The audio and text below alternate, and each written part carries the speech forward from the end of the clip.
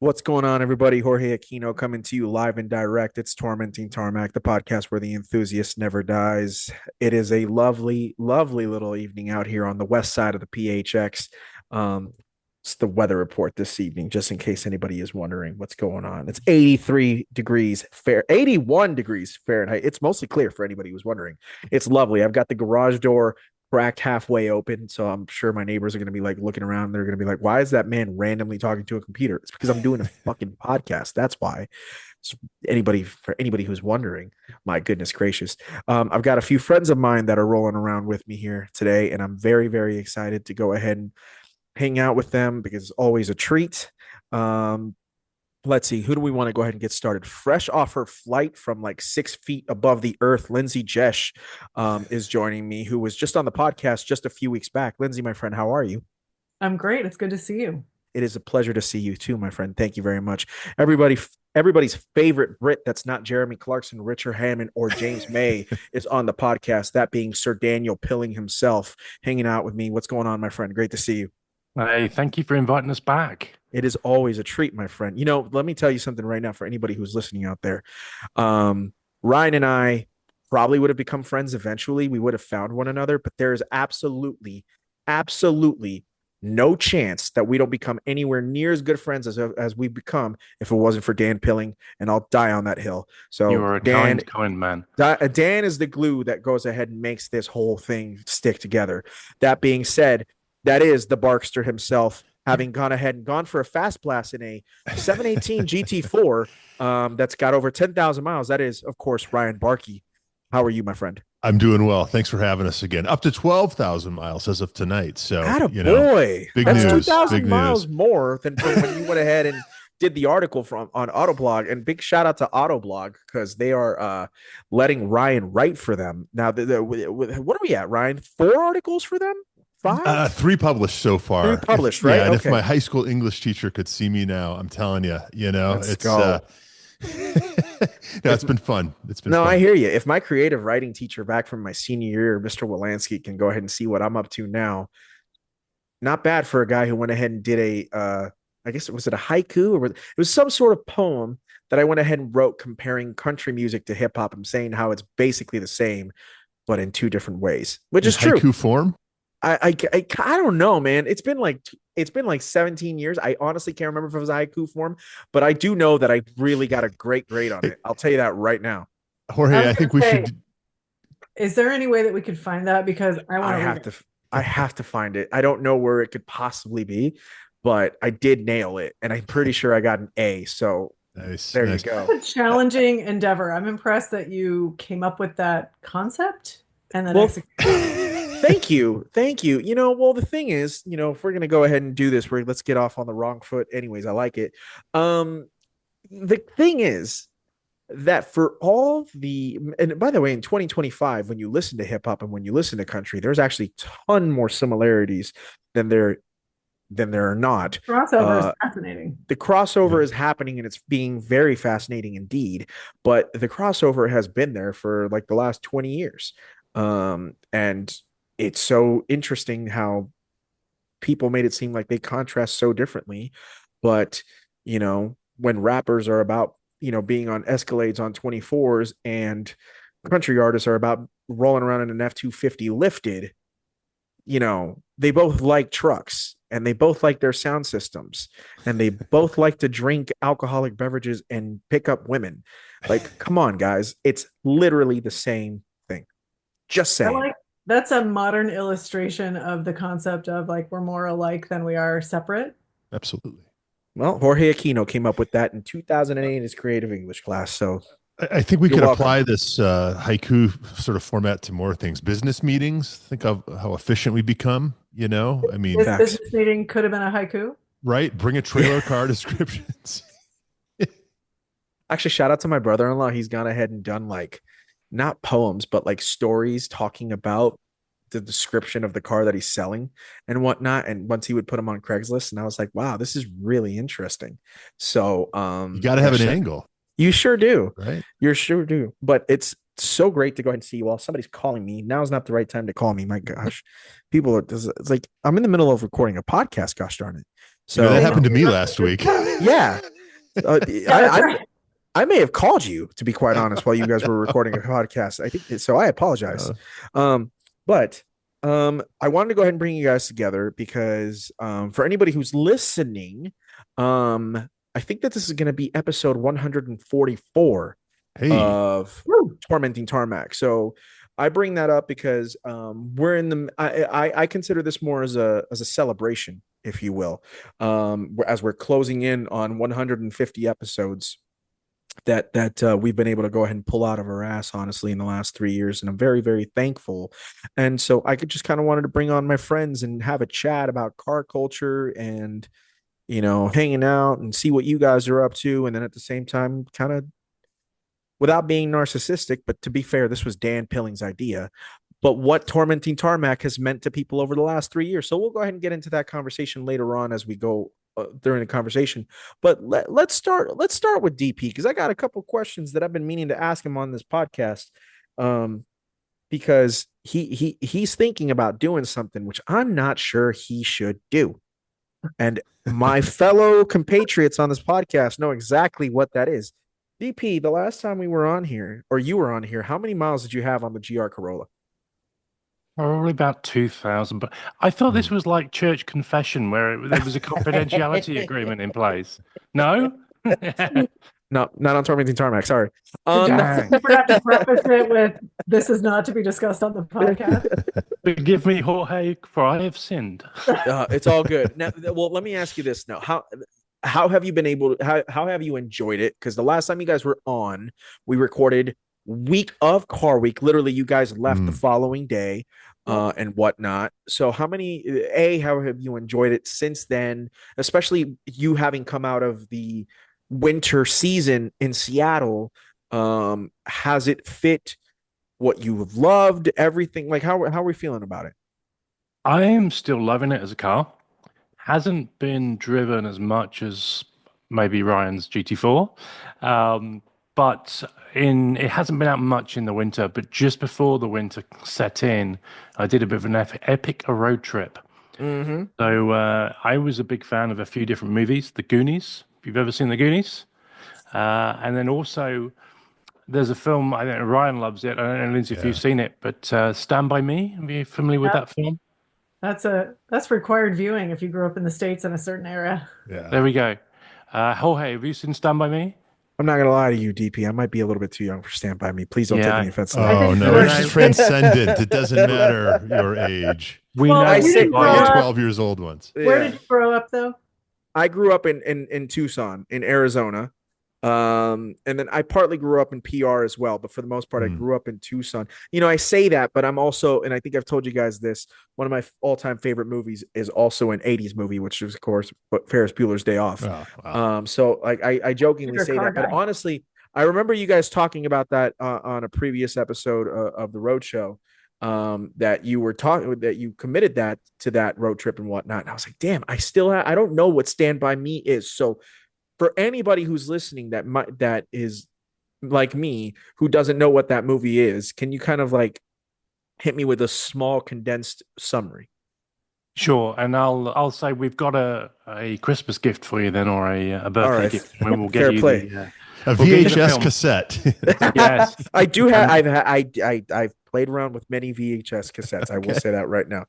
I had the Star Wars Special Edition on VHS. My mom bought me that in 1997 when I was 7 years old. Shout out to my mom, who just texted me right now. She's asking how I'm doing. I'm doing great, Ma. Thank you. I love you.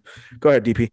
I was going to say that's probably worth quite a bit of money now. That VHS. If I still had it, it would be. Yeah. Okay, let's move on. So it's a coming of age film. It's about 4 kids. It's based on a book by Stephen King. Okay. So Stephen King did a set of short stories. This is one of them. Another one is The Shawshank Redemption, if you've seen that one or familiar with that one. So that they go off to find a dead body of a kid who's been hit by a train. And they go on an adventure. And it's just a great film, some really great actors in it, some really young actors who have become even more successful ever since. And it was all filmed in Oregon. So the road trip was a combination of going to see the house from the Goonies and then going down to see this film location for Stand By Me. Oh, I love that. See, for anybody who's tuning in to the first time to Ryan and Dan and Lindsey being on the podcast, Dan is an avid road tripper. And I remember the first time that Dan and I really connected, he reached out to me and whatnot. And I came to find out that Dan is one of the coolest motherfuckers I know. One of the cool things that he did back in the day, right before he started Danny P on Cars, the podcast, and right before he, you guys started to do your own thing. One of the cool things that DP did was he took a road trip from Seattle into Oregon to find the last blockbuster in America. And there's that's on YouTube, if I'm not mistaken. DP does have a little YouTube channel if you want it, and it's like a little 7-minute video, Dan. It's not long, is it? I took the Macan to go to find this blockbuster store and return a VHS. Yeah, right. The late fees were astronomical. Were you kind and did you rewind? Yeah, I did. That's good, Ryan. I love that. But that's all the time, isn't it? They would fine you. Do you remember that they would fine you? Yes, they would. They would fine you, and then they'd go ahead and charge you late fees for, obviously giving the movie back late, and then they said no more late fees, but then they went back on it, and then they went bankrupt, and so did Hollywood Video, unfortunately. But I miss those days, guys. I really do. Like I don't know. Like I like streaming. I do. Mm-hmm. I think it's obviously changed our culture for forever, to be quite honest. But there was something about on a Friday night before you ate dinner, you'd go to Blockbuster or you'd go to Hollywood Video or you'd go to your local rental store, which that was even a cooler thing.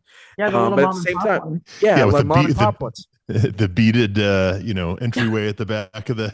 Yeah, so you go to the X-rated section, which I was definitely not allowed to go to. Absolutely, no, but it was there. It was definitely there, 100%. Blockbuster and Hollywood did the not beaded curtain. That's the word. Yeah. But there was a magic to that, to be quite honest. And when I remember watching Dan's video back in the day, and I was like I miss that. I miss that. And whatnot. And so you having recreate or not recreated, but you going on an adventure to go find it, must have been so cool. And then you having gone up to it was a Banff. No. Banff was something entirely different, but it was into Oregon, excuse me, and taking your GR. That must have been an epic thing.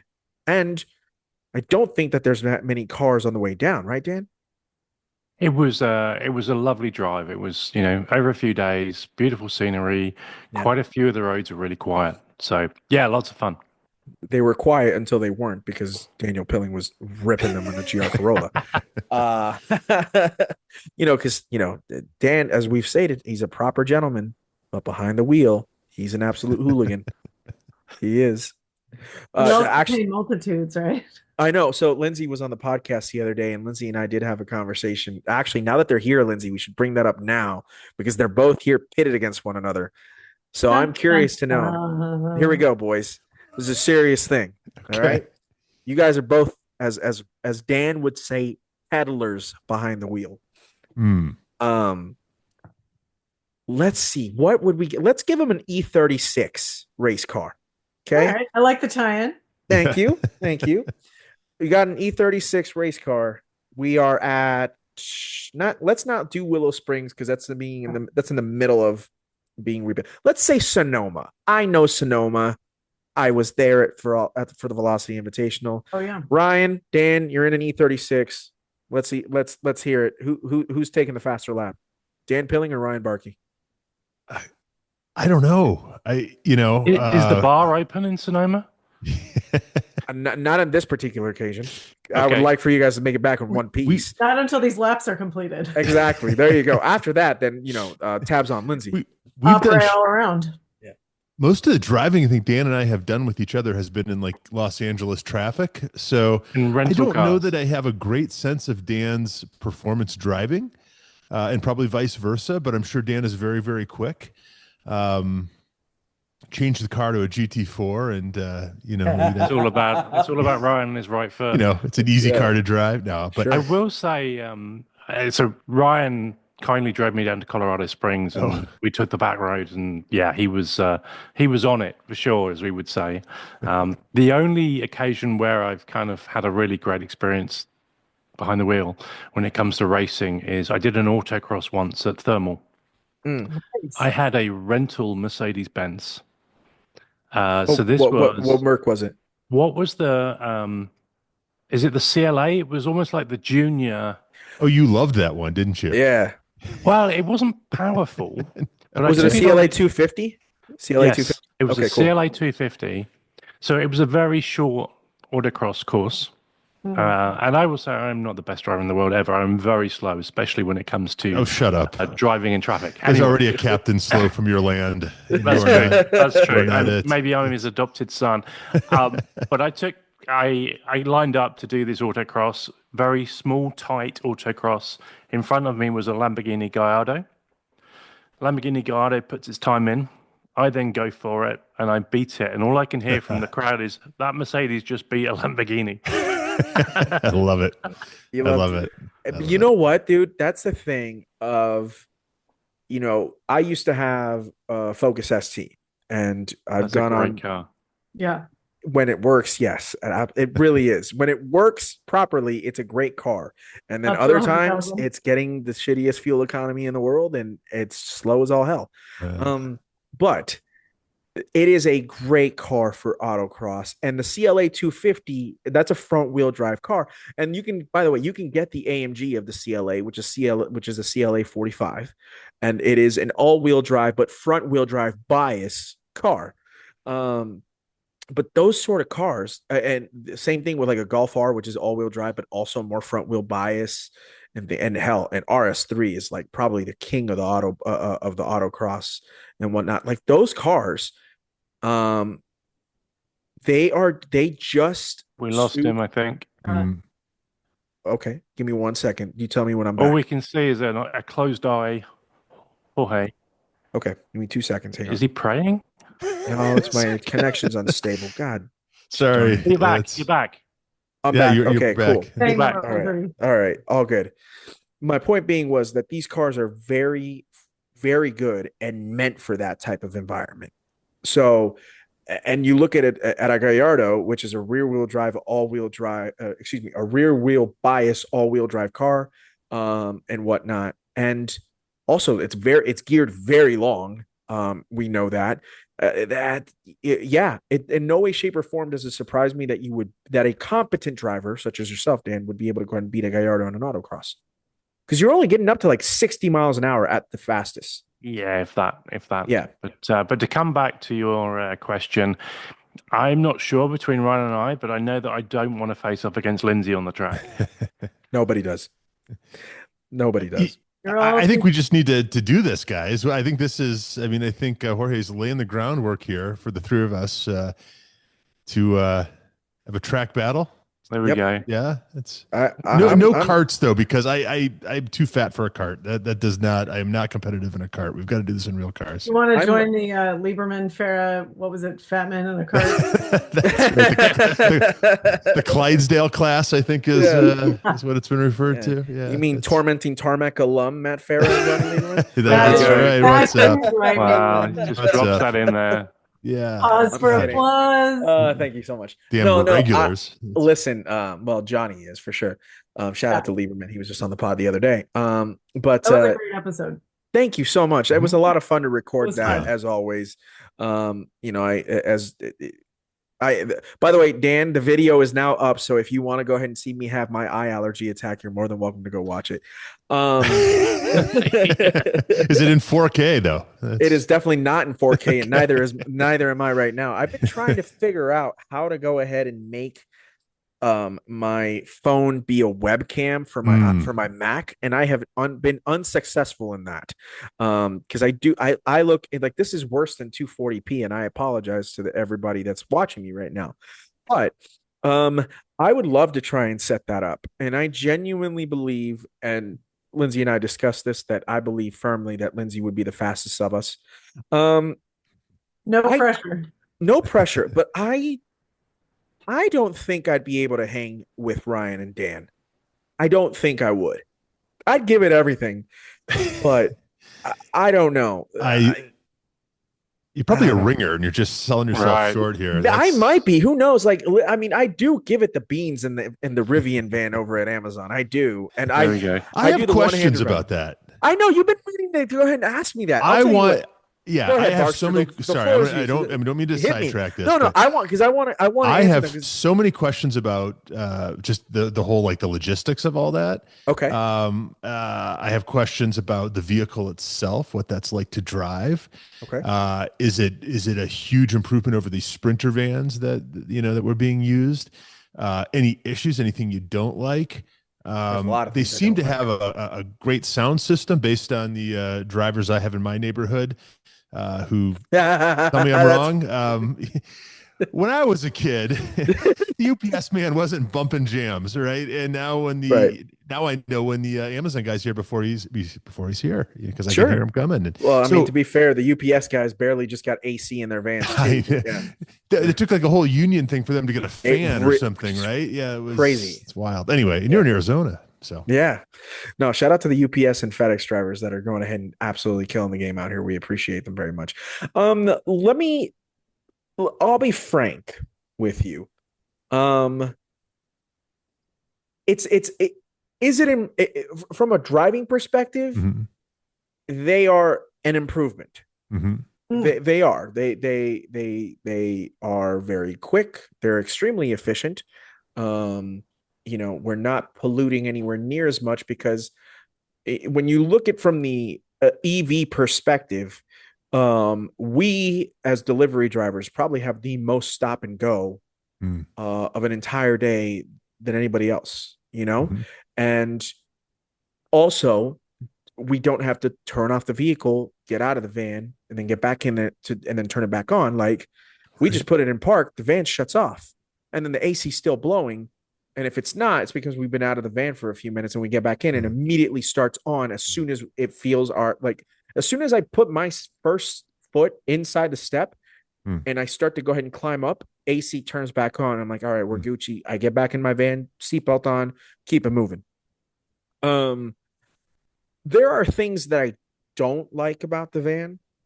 Per se, you mentioned that we, the Sprinter vans, we've got Sprinter vans, but we also we use the, not Ford Ecoline, but the Ford E-Series ones that are a tad bit smaller, or excuse me, they're more like the big commercial vans that you go ahead and see that are Ford ones. Those are the ones that my company used before they basically have kind of put them out the pasture because we have the EVs and they only have a few now for backup for when one of the Rivians is out for service. Right. The seating position to me in the regular Sprinter or the E-Series vans is much more comfortable than it is in these. There is no lumbar support. The actual seat is very wide, but because there's no support on either side of you, when you are moving, your whole body is just moving all over the place and whatnot. The vans have not regenerative braking, but as soon as you come off the accelerator, the van's already starting to brake, right? Which is perfectly fine. That takes a minute to go ahead and get used to, mind you. For anybody who's out there that's never done that before, it takes a hot minute to get used to. Once you do, you finally get it, but it can cause you a bit of motion sickness. I'm not going to lie to you. Really? Yeah, it did for me. It did for me because I kept on just going back and forth because I was trying to modulate the throttle. So all of us we're accustomed to modulating the throttle in petrol engine cars, but the car's not immediately decelerating as soon as we get off we coast. That doesn't happen in the Rivians at all. There's no coasting whatsoever. It's already it feels like you take your foot off and there's a little icon on your screen showing your van. When you take your foot off, the brake lights come up. So it's braking for you. And then you can also hit the brake, but it's already braking for you. So it's actively slowing you down as opposed that's exactly to correct. That is exactly correct. Yeah.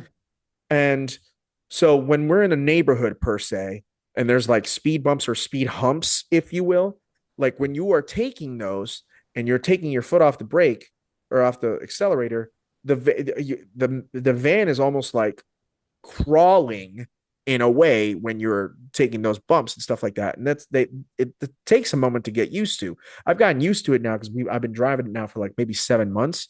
And so I get it. And I only do it on the weekends, obviously. So other people can drive it better than I can. But the other thing about these vans, Ryan and Dan and Lindsey, is they are much bigger than the Sprinters. Like they are enormous vans. Yeah. They're very tall. When you the cargo room is insane.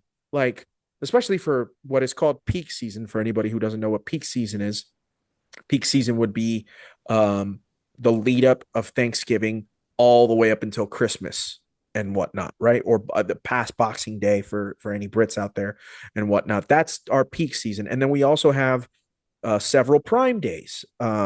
If you're an Amazon Prime customer, you know what the hell a Prime Day is, obviously. So those are peak days for us and whatnot. And so usually a lot of people order a lot of stuff, which means that we're carrying big loads.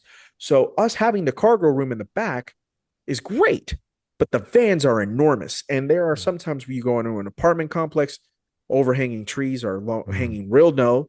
I've scratched the van on accident. Not a crazy thing. It was a scratch nonetheless, but like, there are some people who don't pay attention, guys, and boy, howdy, have they done some big, big oops on those trucks. It's one of those things where I'm like, how in the hell did you do that?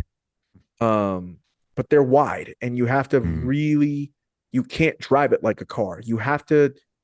Have either of you guys? I'm sure the three of you have driven U-Hauls at some point, right? Yep.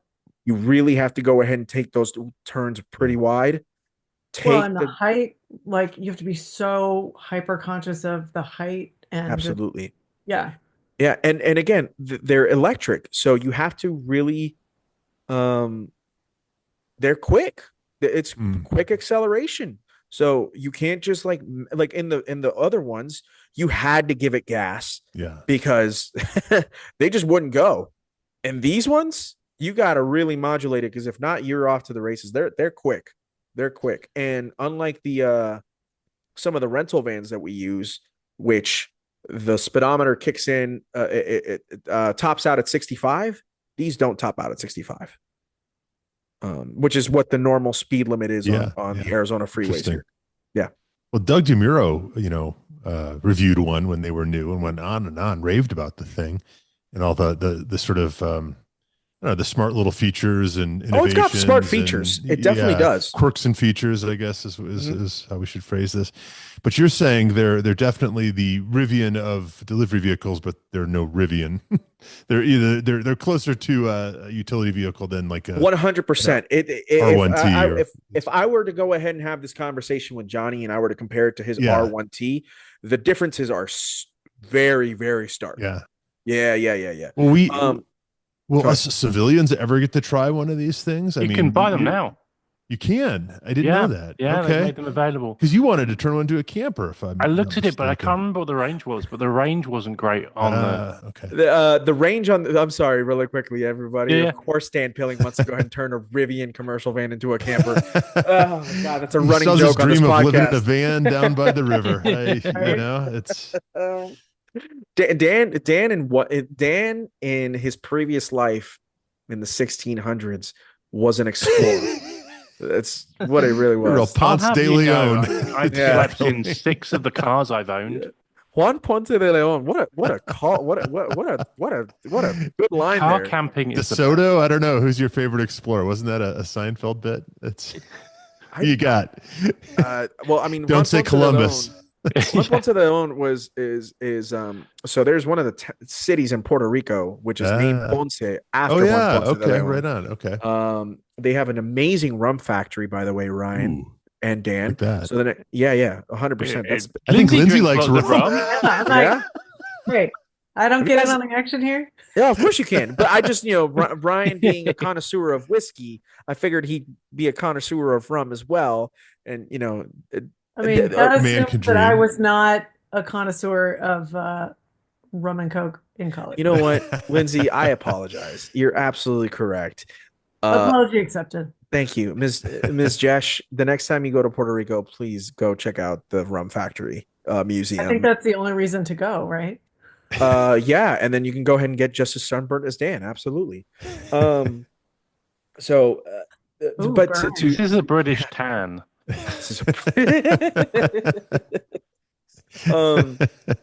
he's been on holiday. Cut him some slack. That's right. I hope you enjoyed yourself, my friend. But the electronics of it are very good. It gives you a lot of features that are very helpful to you and whatnot.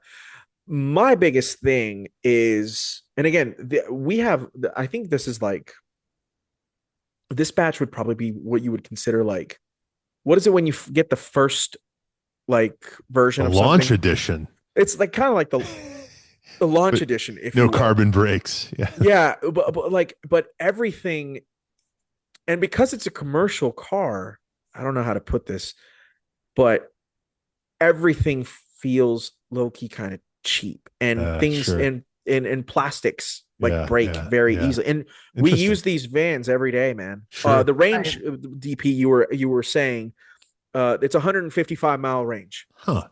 Yeah, that's about half of what a standard passenger vehicle will do. True, but have you seen the? Yes, but to be fair, the gas vans that we used prior, their range on them were absolutely horrendous too. Interesting. So a full tank would be like maybe 120 miles because of the way that we drive them, because it's literally, we're driving a minute, stopping, driving another minute, stopping. And then the biggest thing is when we're going on the freeway, it's like those vans will never, ever come close to averaging anywhere near 15 miles to the gallon. They will always be averaging less than 10.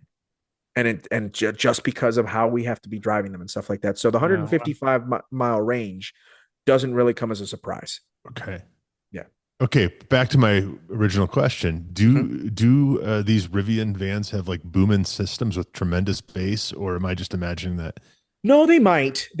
So I thought for sure you'd explore the upper regions. I have, but I honestly, what I do is, because for example, I'm using my AirPods now. I usually listen to my phone, because my phone's usually in my pocket. So I'm getting out of these vans and having to go ahead and like put pause on the music that I was listening to and stuff like that. It's kind of annoying. So I'd rather just put on my AirPods and do that. The systems there are that I thought it's I think they might be booming systems because it's so loud in there that we have to crank the music all the way the hell up. Yeah, that's more what it is. That's how I would describe it. Okay, so this isn't just some bucket list car that we all need to drive before we unless you're Dan Pilling, yeah. You need to sleep in, not drive. You don't need a van to sleep in, Dan. You'll sleep in anything. We've talked about this. That's true. That's true. Actually, that's 8 cars I've slept in, actually. The Boot of a Fusion, was that the... Yeah, on the side of Pikes Peak. Listen, I'll tell you this right now. I will buy the vintage Rolex that I've been looking at for the last week and a half. I will buy it if I ever see Dan Pilling sell his GR Corolla for a Rivian commercial van. I will make that promise on this podcast. Dan, I'm not ready to buy this Rolex, so please don't do this. I was going to say that's a risky gauntlet to throw. Big move. Yeah, but I don't know. I don't know if Dan's willing to do it yet. Go ahead, Ryan. I'm just saying, maybe what you need to do, Dan, is to make some of these mods that our friend Johnny has made to his GR. Maybe that's because I seem to recall when he got that, he liked it, but he didn't love it. And now he's done a few tweaks where now he really loves the thing, or am I wrong?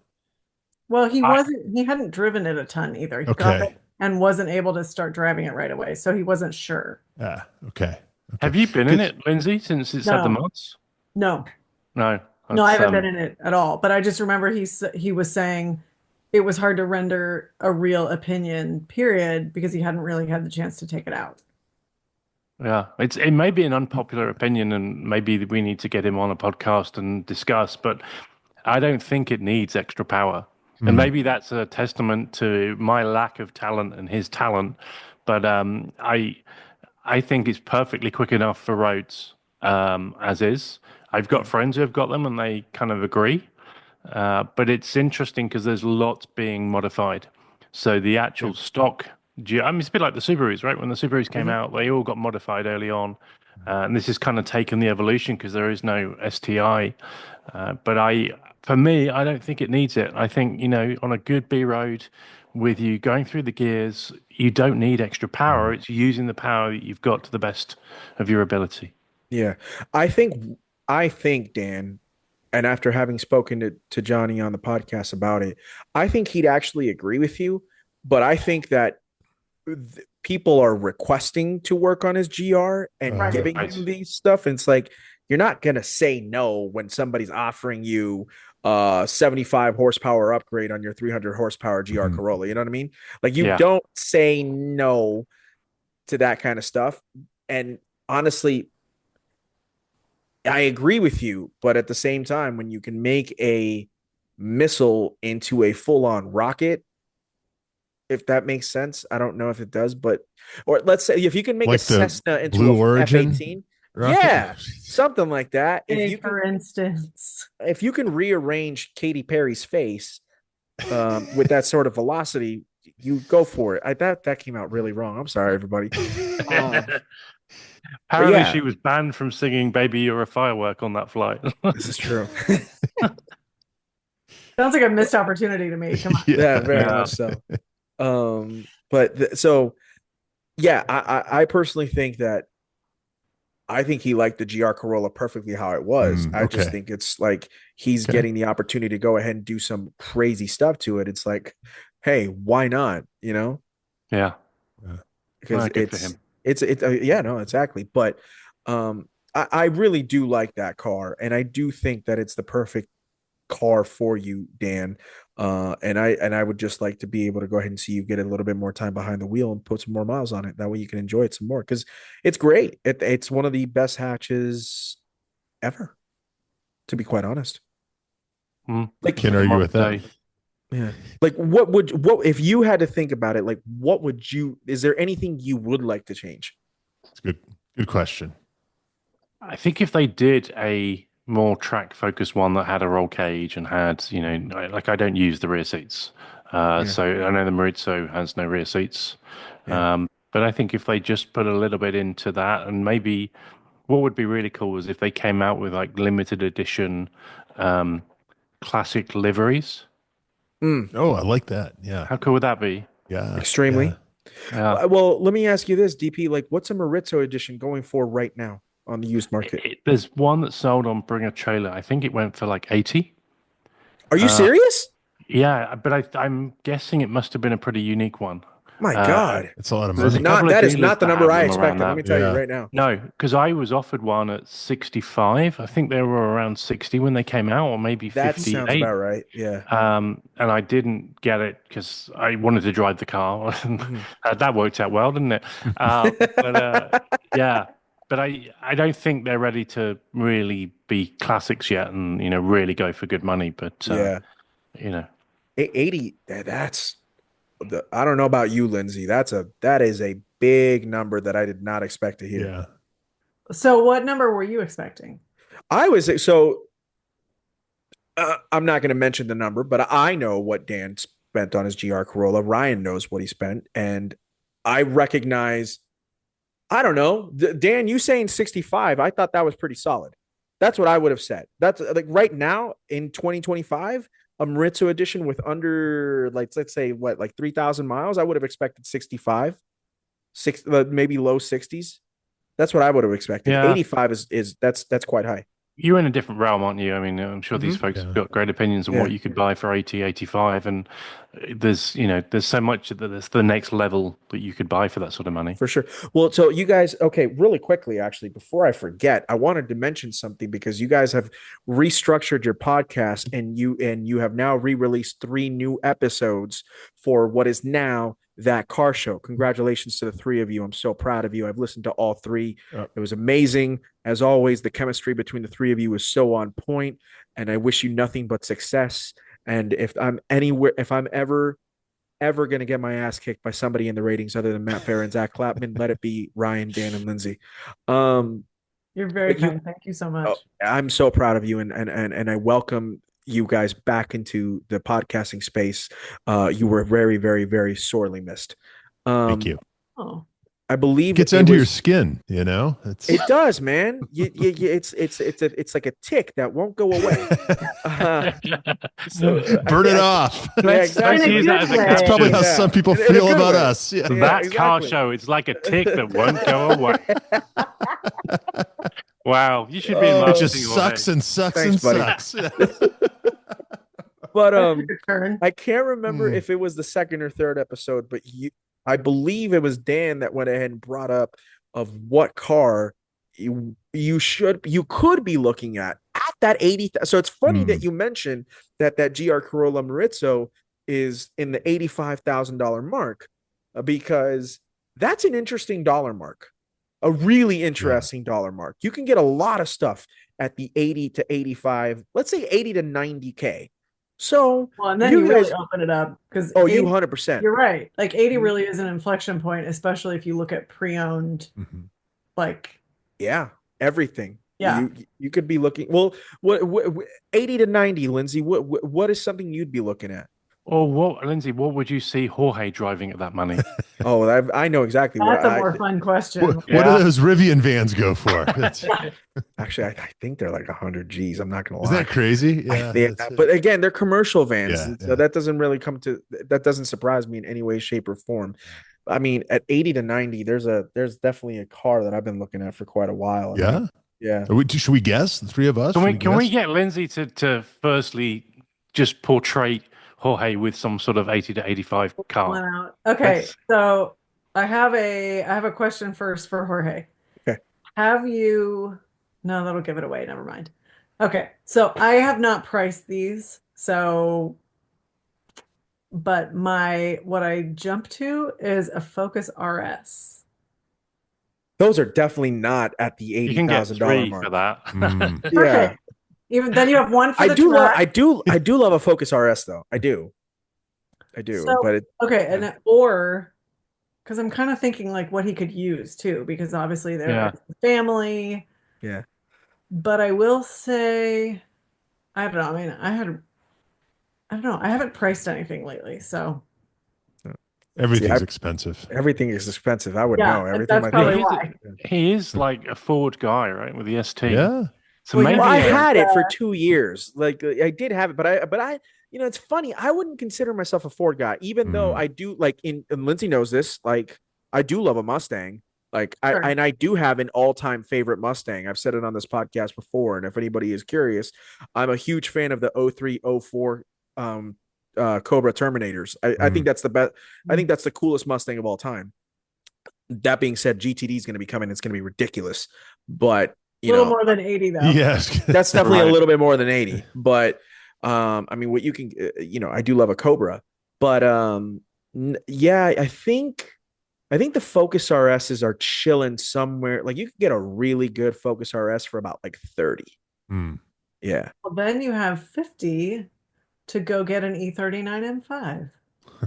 Yeah, with like 200,000 miles. Sure, but yeah, you could do that. You could do that. That's your weekend car. Yeah. I just gave you two. You're welcome. Yeah, thank you for that. I appreciate it very much. Actually, if anything, I do like an E39, but I've always okay. So Lindsey thinks an E39 M5 and a Focus RS. DP, what do you? Then you can take the boys in the back of the E39. There we go. Take the boys in both of them, actually. Right. Yeah, you could. See? I got you. Yeah. I know. So I'll let you go to Ryan next. Oh, that's just true. I've got a good idea. Yeah, Dan knows. I'll tell you what you need. You need a G-Wagon. Hey. That's what I see you in at the family. Yeah, like a well-mild G55. Well, it doesn't even have to be. Yeah, no, I was going to say even just a 550, right?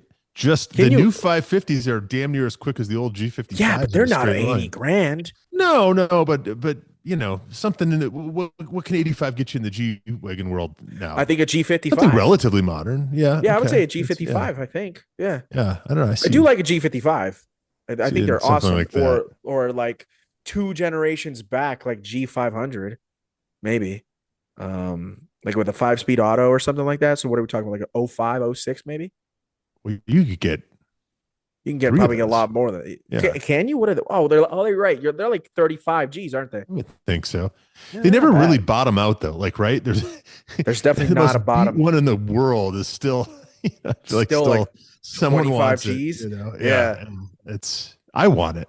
I know you do. Yeah. If there's anything that's not a GT4 that Ryan Bahrke is infatuated with, that, ladies and gentlemen, would be a G wagon. I just have always loved them. Yeah. You know, I love them. I loved them back in the day when you had to buy them through this place in New Mexico called Europa Motors, if that means anything to you, and you could get the two-door cabrio and all that. I mean, when they became commodity cars, it kind of changed the appeal a little bit for me. But I still love them. I think they're great. Nothing drives like them. Nothing looks like them. I don't know. They're super, super cool. I wonder if Europa Motors is still open. Is that a dealership? I believe they moved to Fort Collins, Colorado, if I'm not mistaken, but I'm not quite sure what they do. Move from New Mexico to Colorado. But they knew the market was there. Ryan wants to buy one. Ryan's friends wants to buy one. Well, Ryan still wouldn't have been in Denver yet. Ryan would have still been in Chicago. Well, I'll never forget. They must have seen a young person seeing one of those two doors like DeMuro had, or maybe still has, right? That it's kind of like a little Pope mobile, you know. The G500 Cabriolet. So good. It's like the world's best sidekick, right? Suzuki sidekick. So I saw Doug in his G-Wagon Cabriolet on PCH like 3 years ago. I saw the car and I was like, yeah, we were going down PCH and I'm like, that's weird. That's like not too many. So rare. And that's exactly what Doug has. And then I happen to get up next to him and I'm like, and it's Doug. That's so cool. Yeah. Oh, that's cool. Love it. Him with this the G500 Cabriolet is, for lack of a better term, chef's kiss. It is so good. Doug and Kendall Jenner. It is, in the word, shout out to Kendall Jenner and her excellent car taste. It is so choice. Yeah. If you have the means, I highly recommend picking one up. Well, therein lies the problem. Well, if you don't have the means, you can get one of those Land Rover Evoque cabriolets. Oh, Dan, you secretly... I don't think it's a joke for you. What's the Nissan really want one? The Nissan Rogue? Murano. Thank you. Cabriolet. It's even worse, isn't it? It's just but a guilty pleasure would be an Evoque convertible. You're so British. They're just timeless. Well, they only made like 300 of them or something. They're super rare. Pretty rare. Because nobody wanted them. Crashed. And they ended up in footballers' Florida. Wives or what? Britishism. Yeah. But I think, Jorge, you're more of a German, like the aspiration's a German car, isn't it? Mm. And one in particular, yes, at that $80,000 mark, there is definitely a car that I've been eyeing for the last 3 years that I just can't seem to get the hell over. Would you go auto or manual? Because they did both. They did both. Oh, I would prefer the manual, but I wouldn't bat an eye if it was a DCT. Yeah. I'd be so like, it's a BMW. Cool. It's definitely a BMW. Yes. Okay. There we go. It is. So which BMW is it? Come on. It's at the $80,000 mark. If I could find like a 12,000 mile or something like that F87 M2CS, I would be the Misano blue on the gold wheels. That is the one. That is the one. That's the one. Yeah. Although they're also out there in like the what is it, the frozen white with the gold wheels. Yeah, no, I like the blue one. I mean, I do too. I mean, it would be Misano blue for sure. Yeah. But like, again, if anybody came to me and it's like, Jorge, I got a white one or I got a black one, I'd be like, sold. My kids don't need college. Like, would you have one of those over a 1M? Yes. Yeah. I would personally. Yeah. I like the 1Ms a lot. I think they're awesome, but,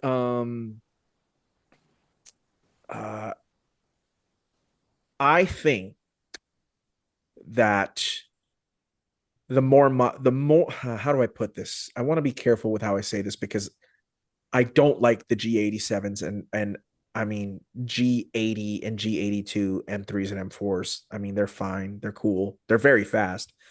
But the M2 and the 1M are similarly sized, right? But one is just better at dynamics and quicker. And to be quite honest, I think the M2 just looks better than the 1M.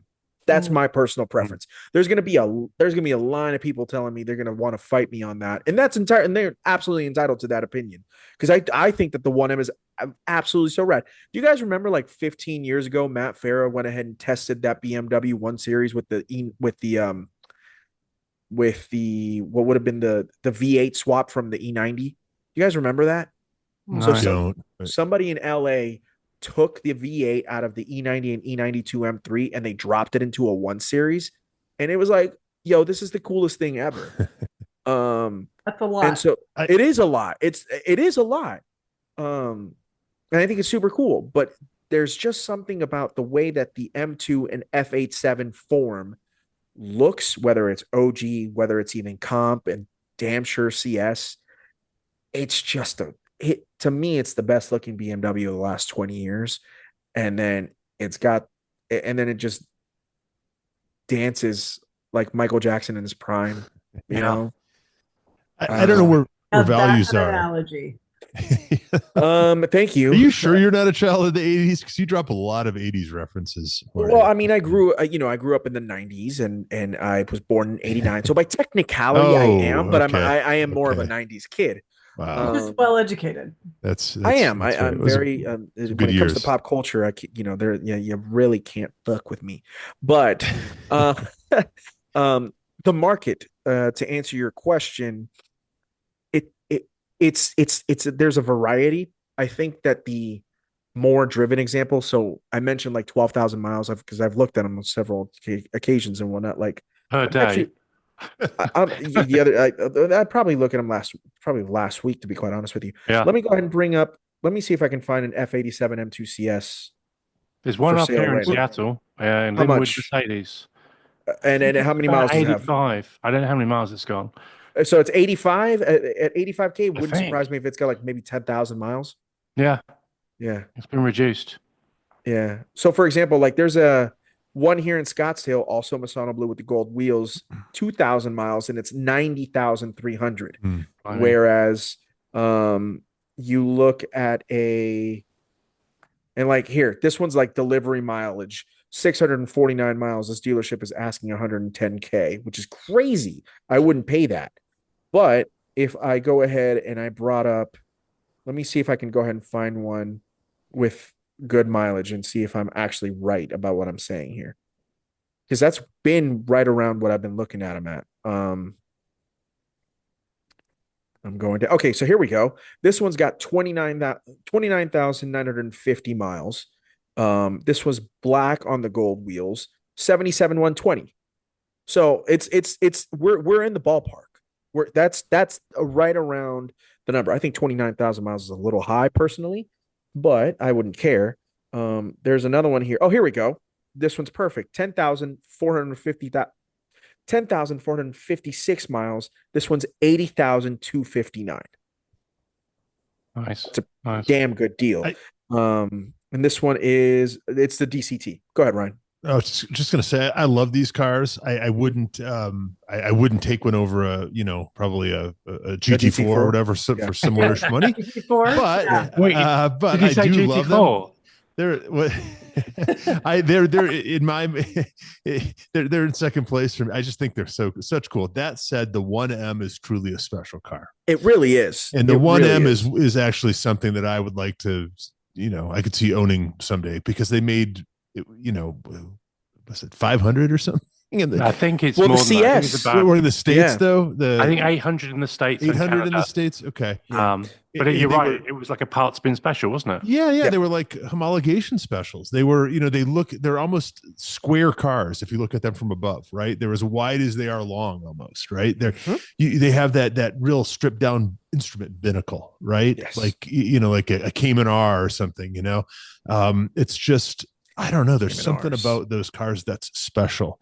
Yeah. And as much as I love those newer M2s, the CSs and things, that 1M is that's a future classic in a way that I think that the M2 isn't, just based on numbers alone.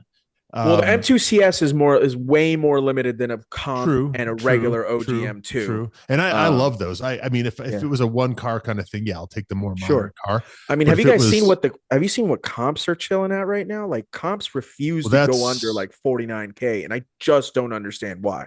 Yeah. And I would love an M2 comp, but I mean, I'm not going to go ahead and pay 50 grand for like a 40,000 mile M2 comp. Go ahead. There were some hits against the comp, right? I don't know if it was they were super stiff riding or they are stiff. It's with the CS that got the new engine, right? That was the big change. The comp and the CS have the same engine. They do. Okay. Yes. Why does everyone go on and on about the CS though? Because the CS sounds better. It looks better.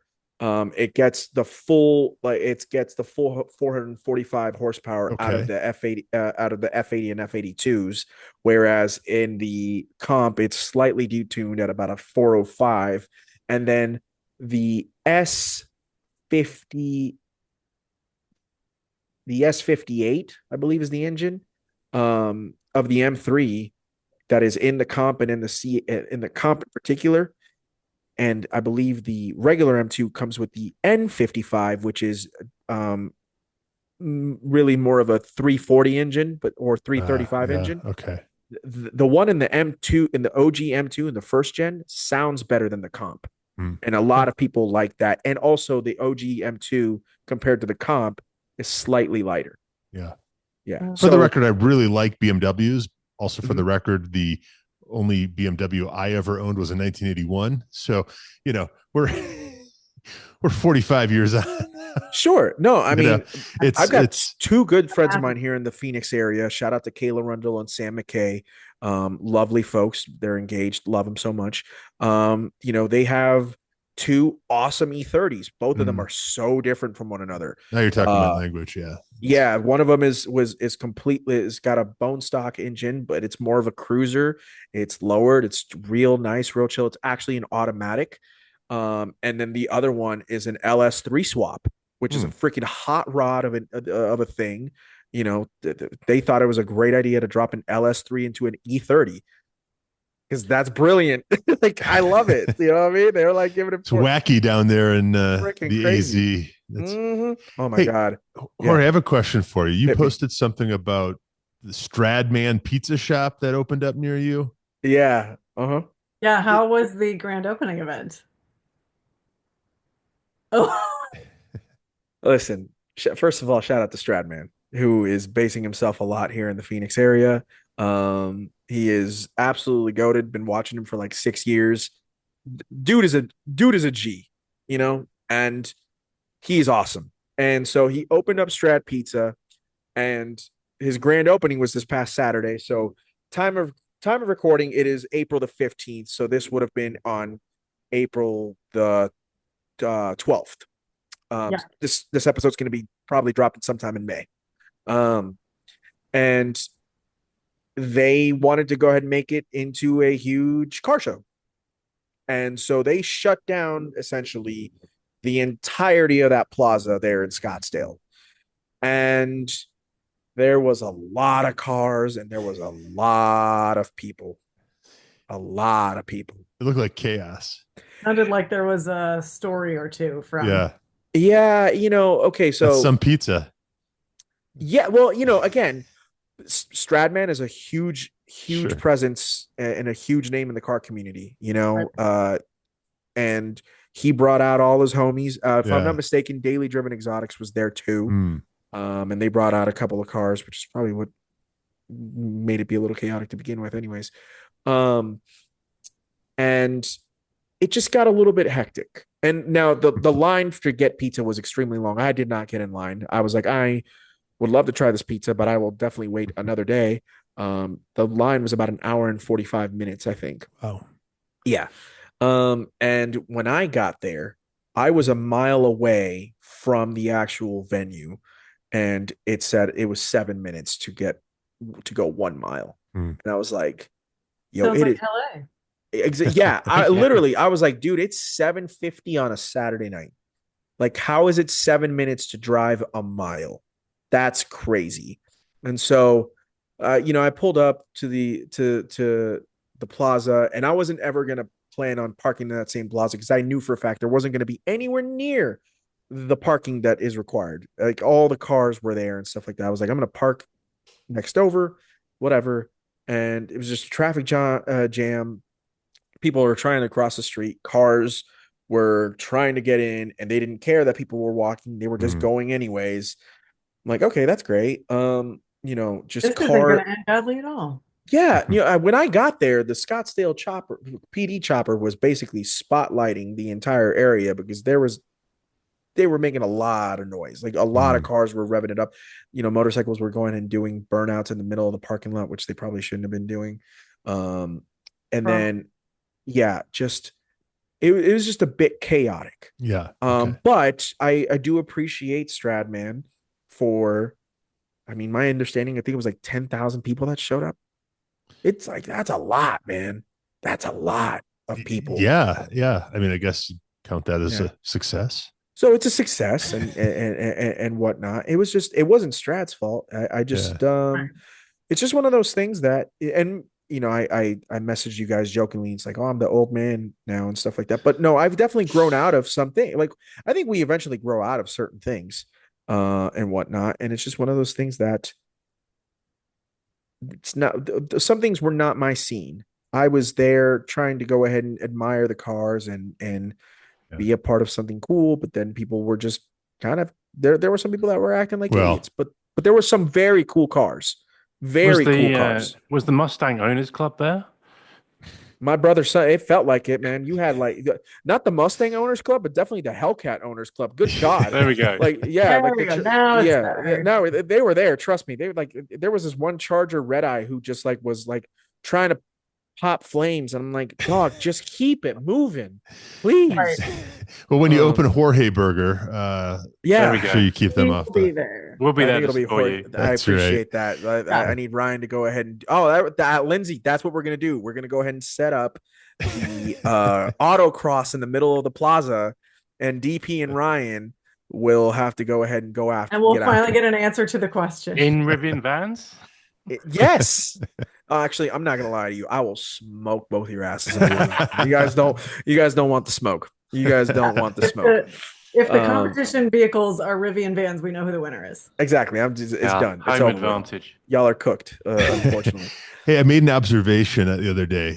You mentioned Hellcats and Challengers, Chargers, and stuff, and which I love, by the way. I'm a fan. I wouldn't buy one, but I think there's might bright one. Like, I think dark green color that looks really good that they've got now. But there's. Have you noticed that street races with internal combustion engine cars are a little different than when you're driving an electric? Yeah, I was in the Polestar the other day with my daughter and someone in a new what's the Kia, the hatchback Kia, the EV6. Yeah, I like that thing. Anyway, he rolls up and he looks at me and I wasn't gonna tick off. I was in the Polestar, but then he goes. I know where this is going. he goes and then I go and I won. But point is, electric street racing is such a different beast than when two Challengers roll up next to each other, right? When two electric cars roll up, neither one wants to. It's very passive aggressive. Yeah. Have you noticed? Yes, I have. You don't want to admit that you're actually doing this, and because you're not making noise, you're kind of not, right? But it's a very different what's the word I'm looking for? Dynamic. When it's two middle-aged guys with their kids in back, in electric cars. It's just. I feel like there are some adjectives we could throw out that would probably like tank the vibe here, but I feel like maybe it's a different term. It's not really a street race. It's a no. Because neither one of you wants to admit you're doing it, right? You each have a spouse who's elbowing you in the, from the passenger seat or whatever. Like if I'm in the GT4 or something and someone rolls up in a. There was a guy in a C4 Corvette, the most beat down C4 Corvette I ever, and all he wanted to do was race me for miles on the interstate. He's going in front of me, he's going back, he's revving the engine and stuff, but there's something friendly about it. Like, hey, nice car, whatever. None of that when you're in an electric car. You're not going to say that to a C4 owner. Carry on. By the way, my best friend and co-founder of this podcast, Ron Morris, will listen to that, and I hope he gets a laugh because he has a C4 that he will be racing in Champ Series. I will say this thing sounded amazing. I'm sure it sounded great. I don't know if it was straight piped or whatever it was, but probably didn't go anywhere, but I'm sure it did sound. When it's not a lot of attitude when you're in an electric car and someone rolls up next to you and wants to go. Can I ask you a question though? Because you've obviously had the Volvo now, the Polestar for what, almost a year? Probably almost a year, since July. So, okay, cool. So yeah, like let's say 9 months. Have you gotten comfortable making passes that you wouldn't even feel comfortable making in your GT4?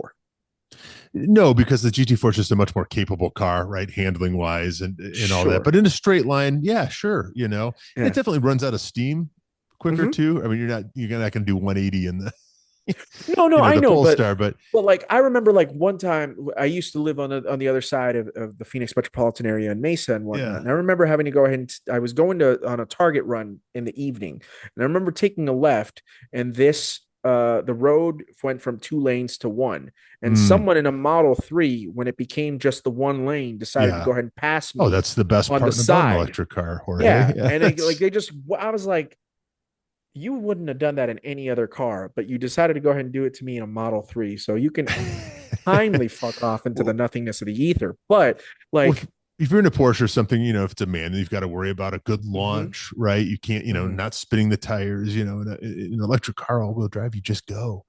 I had a guy roll up in a C63, or I'm sorry, an E63S, probably like a 17 or 18 the other day, again with my daughter in the car. Forgive me on the way to school, and I can't not go. I hope and pray to God that your wife does not listen to this podcast. No. She's like, most of the time she's in the car with us. So. he edged me out, and it was he looked a lot cooler doing it, But they're quick, I mean, for a daily driver, that's why I'm so curious about the Rivian van, right? Because you say they're quick. Well, how quick are they? Like, are they front-wheel drive? Are they all-wheel drive? Should I be? I don't know. Watch out if I roll up next to one at a street light or no, dude. I mean, they're quick for a commercial van. Yeah. Okay. They you got to realize that we're talking like littles makes no difference. It's got to be like 10,000 pounds. But have these things been? Well, so are some electric cars. Yeah. Damn close. But they're heavy. They're very big and they're very heavy. I mean, it's a commercial van. This is this mystery thing. No one knows the specs, right? Yeah. Like, I mean, I want to road test one. I don't think Amazon would want me to go ahead and find out what the 0 to 60 is. But Dan, you said they're available now as it's just a over the counter kind of thing. Huh? Yeah, you can buy them. Interesting. Yeah. What was the retail price on it, DP? I can ask our research department. We have all right, ChatGPT. ChatGPT went ahead and research department. I love it. Is it ChatGPT or what are we using? The research department. they're offshore. Don't you worry where. Yeah. All right, fair enough. I made a toy action, an action. What do you call it? The action figure thing out of myself earlier today on ChatGPT. Boy, howdy! It totally did me dirty. Yeah.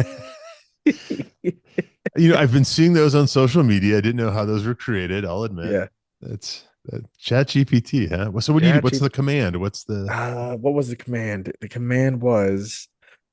Let's see here. I'll tell this to you right now, but with the way that social media goes and stuff like that, it'll probably be a fad that's over with in a month. But in case anybody is wondering, probably next like week. Last week. Yeah, exactly. You're supposed to type in "make me an action figure," and then it responds, "Sure thing. Could you upload a photo of yourself or let me know how you'd like the action figure to look? Also, do you want any accessories or theme like superhero, gamer, athlete, etc.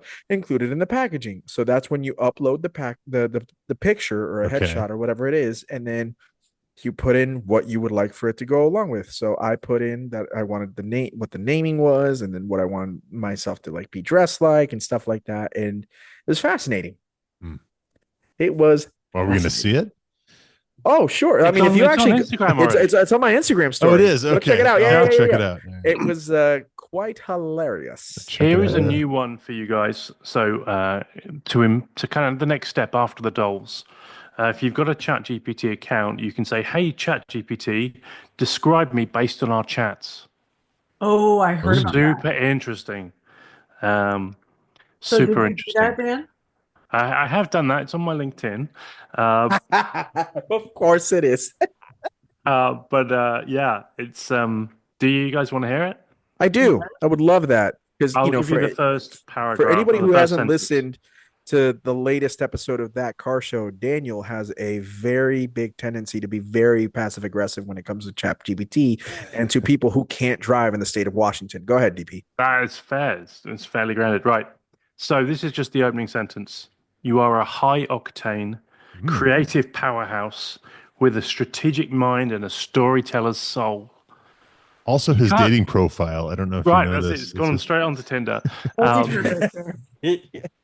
Right. Oh, the amount of ladies I think everyone should take some homework, great. Do it for themselves, and then when we come back, interesting.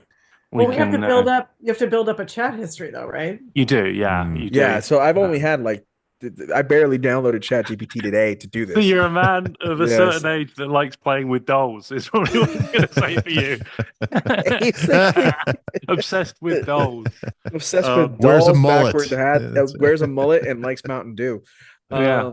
Do you want to know the price of these Rivians? I do. Please. Let me take. Actually, can we take a guess? Let's go around the horn. Two options. So let me give you two facts, and then you can guess. Okay. Go for it. So the first fact is the RCV 500. It has a range of 161 miles, and it has 487 cubic feet. So that's one. Two is the 700, and it's slightly less range, 153 miles, but it's got 652 cubic feet. That's got to be the one that we probably use over at Amazon, more than likely. So are they available to the public? Yeah. Okay. So what I think happened is Amazon had an exclusive contract, and then Amazon decided they didn't want as many as they were potentially forecasting. Right. So as a result of that, I guess it was people like Jorge doing too good a job and delivering too quickly. So they scaled back, and Rivian decided that they would sell them commercially instead. So the RCV 700. What are we guessing? What are your guesses? We'll start off with Lindsey. The big one, yeah. I always like Lindsey's number guesses because they tend to be so far off, and it makes me giggle because I'm like, I always love where she's going with the numbers, and I'm very curious to see where she's going with the number for this one. Yeah, and I feel like you are a master of coming up with scenarios for cars that I'm not familiar with or haven't. This was Dan. Like Rivian vans, right? Right? Like I haven't priced what are they, Sprinters with the Overland Dan Pilling package. There we go. So so I figure why not go for the laugh? So I know, because what was the car that we talked about in the summer, and my estimate was a bit over the top. It was like an Accord, wasn't it, on BAT? No, it was the what was it? It wasn't a Honda Civic. It was a but it was in that realm. It was BAT, and you went for a very would have been the prime example of whatever. Yeah. We like the primus of the prime. You went with a very high number, which I appreciated. And I'm sure the person who was selling that car definitely wanted that number. Right. Okay. And obviously I'm stalling my guess here. No, you're good. Did I distract you enough? Okay. I'm going to go with $91,700. That's not too bad. This is the civilian package, large model. I think you have to be a business to buy it. That's because it's got to be commercial. Yeah. Okay. Ryan, I'll let you go next, bro. We're a business, right? Sure. That car show is a business. It's an LLC. Risky business. Lindsey guessed right about where I was going to be. But for becoming Switzerland right now. I'll go 80. Just for kicks, I'll go 80. See, I think that's low. I think Lindsey might be closer on the 91 than I think Ryan is on the 80. But I'm going to go up on the higher end, and I'm going to say, mind you, and I'm serious when I say this, I do not know what the pricing of these vans are. I'm going to say, let's say like 98.5.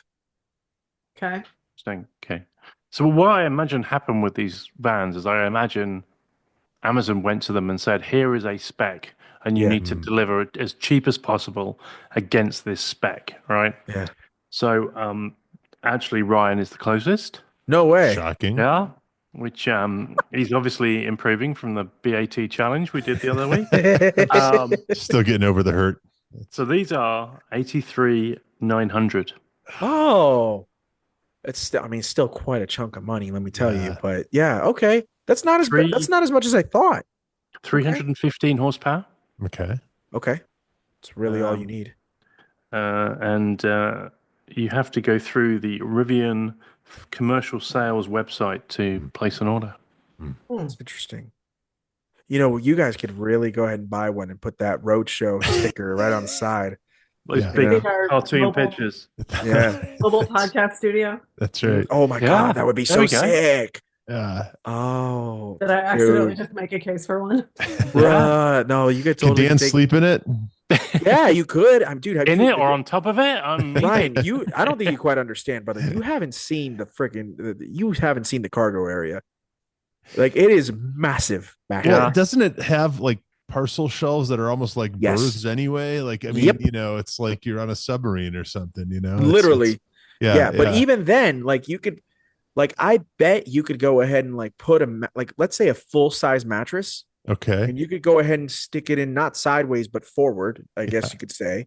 And you could still be able to, I'd probably say you could probably put 2 of them in there. And then if you turned it sideways, you might be able to go ahead and have like 3, to be quite honest. All right. Like, it's a big area. It's quite a big. Like table tennis in it? No, I think the table's too. No, like it may not come with the shelves. No, actually, but I bet you could play beer pong. There we go. Mobile cup. Now we're talking. Just to be clear, Dan, are you looking for a mobile table tennis venue? No, I was just trying to picture the size, and that's the reference I have. How many table tennis tops is it? This is the living example of that meme that's going around that's like Americans will do anything to avoid the metric system. Okay, yes. How many table tennis tables is it? Right. Yep. So Dan's become an American, basically. He's no longer really a Brit, to be quite honest. But to be fair, I went to sport and Ryan went to drinking games. So here's what I'm thinking. You guys buy one and you guys drive this to Car Week. Well, that's actually those sponsorship deals better come through pretty good. Where are we driving into Car Week from? Because it may take us a week to get there. The week might be over by the time we arrive. What would you guys consider that car show headquarters? Is it Denver or is it Seattle? 155 miles at a time. It's probably somewhere like Vegas that's kind of like halfway between Seattle, Orange County, and Denver. But you know what? Here's the thing. It says 155 miles, but I bet you guys could extend it because you guys won't be driving it like most Amazon drivers will. So I bet you guys could probably extend that range by quite a bit if it's driven like a normal van. Right. So especially if it's on the highway to Car Week. Exactly. So you guys would pick it up in Vegas and then just take it. We might not ever leave Vegas. Yeah. I hate Vegas. I don't ever need to go to Vegas again, just for the record. I hate Vegas. If we're creating a road trip for ourselves, let's create a nice road trip. Yeah. It's true. Yeah. But I mean, is Car Week not a good road trip? No, it is, but I don't think from Vegas. I think from Northern or Southern California, it's okay. Beautiful. DP, can you find where that commercial dealership is? Let me see if I can put this in here. It's done directly, so I'm assuming they'll deliver. Okay. They deliver. It's directly with Rivian. All right, so then have it delivered. Okay. Well, then what's closer it delivered to Monterey? Pebble Beach? Yeah, you could do that. That would be what we could do is put fake Amazon stickers on the side so it gets into Pebble Beach. And then I could sleep in it all week and I've got free access to Pebble Beach. Yeah. So just so you guys know, there's only really one seat in the front. There is a bench, a little like fold down bench. Is that for your Christmas helper? Yeah, basically, literally that. Yeah. It hurts. It hurts your ass if you're sitting in it for 6 hours at a time. I'll tell you that right now. Well, Ryan's going to be playing beer pong in the back anyway. Exactly. Well, we're moving. Yeah, basically. Dan's going to be sleeping in the back. Ryan's going to be playing beer pong. So just have Lindsey drive the entire way. Yeah. Oh, I can't wait. Yeah, absolutely. Absolutely. Lindsey, you did a few more things since the last time you were on a few weeks back.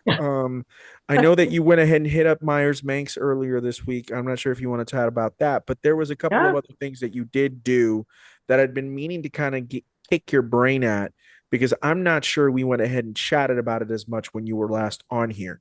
So probably not, but I'm not sure. There's so many things. I'm curious which ones caught your attention. If I'm not mistaken, I don't believe we went ahead and went as in depth about the Guntherwerks Speedster when you were on TT last time. And I don't think you've really spoken about it on that car show in the last 3 episodes. Now, I'm sure the boys are probably familiar with your experience, but it's not jealous every day. Of her experience. Are you kidding me? I've never wanted to be Lindsey more than I want to right now. But that experience, that that's a road going car that, even though I think we all know it would be an amazing experience, I still don't really think you could actually fully explain until you've actually experienced it on your own. So how was it? Like, and what is the best comparison that you could go ahead and come up with? Is it like, Katy Perry and Gayle King shooting up in, just outside of the stratosphere? Is it like that, or? Right. I know. You mean like if you want me to pick like a common experience. So like the last time we all went to space. Sure. Yeah. No, well, I mean, honestly, at pace, like, because did you give it the beans on a few? Because where'd you drive it at? You drove it in LA, right? I drove it in Orange County. Yeah. In Orange County. Okay. Now, I know that there's a lot of people that listen to this podcast who are familiar with Orange County because they go out a bunch of road trips out there and whatnot. The driving roads are good, but they're not as good as LA's driving roads, but it's still spacious enough that you can enjoy a car there, correct? Yeah, and I think like we have canyons here, they're just not as talked about.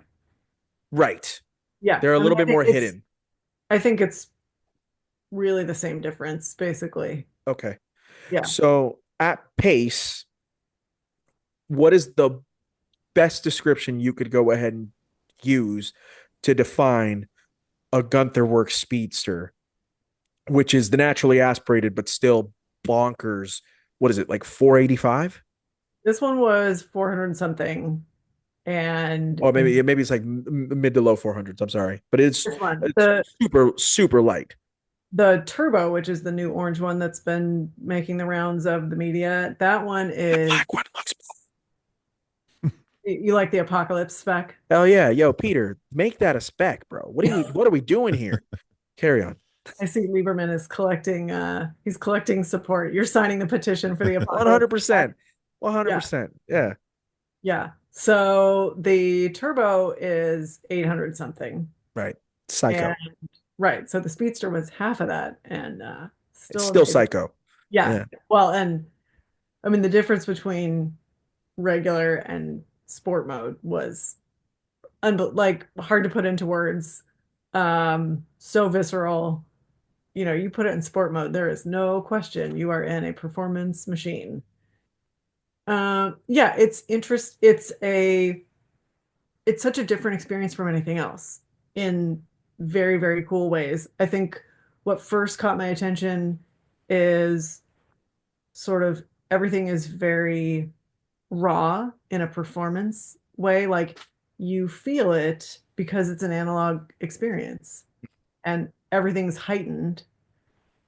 And the Speedster, is open air too. So that adds to this very visceral sort of all your senses are engaged driving experience. And I picked it up and immediately went down PCH early Sunday morning. So it's quiet, the sun's out, car people are, on the prowl. And that's the perfect way to experience a car like that. Yeah, that it seems to me. And let's use Ryan's GT4 for 1 second as an example, because I think that Ryan's GT4 is, littles makes no difference, probably the perfect. I want to be careful because anybody with the GT3 is going to be like, Corey, what are you talking about? But let's be real. Like a GT4 is quite a perfect Porsche. Ryan, I think I've told you on a million occasions, if you went ahead and just did shortened gears, we'd be cooking, bro. Like that's all you need to do. You don't have to go ahead and do a demand motor, nothing like that. Just get shorty gears and we're chilling. Right. Well, one of our good friends is getting them in his Spider soon. So I'll get a chance to check it out and see if the hype is for real. And if this is something I want to maybe do someday when I grow up and I have more disposable income. But I like the idea.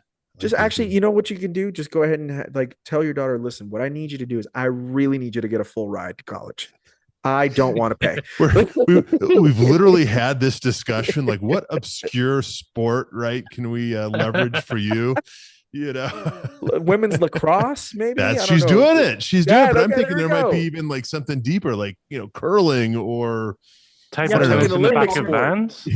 Yeah, that's right. Breakdancing. I don't know. Yeah. Oh my God. Get into basketball. Yeah, I was gonna say go either that. She can go to the Olympics. She could go ahead and get a full ride to the University of Connecticut and play for Gino Auriemma. Something. Yeah, I don't know if we're an athletic people, Jorge. No, but I'm just joking with you, obviously. But GT4 is such a good Porsche and whatnot, and on a back road, there's not a lot of things that could keep with the GT4. Yet somehow, some way, I feel like the Guntherwerks would hand it to a GT4. The GT4 is easy to drive, right? Sure. I mean, it's a very forgiving, chassis, the balance, it's the Guntherwerks. I don't want to say it scares me a little bit because I'd love to drive one. Well, then I was going to say, how would you describe that, Lindsey? What did you have? Is it sorry to interrupt you, Ryan. I apologize. I didn't mean to. I was just saying, was it a scary, like at pace? Does it feel scary, or do you feel, oh no, this is relatively manageable even in sport mode?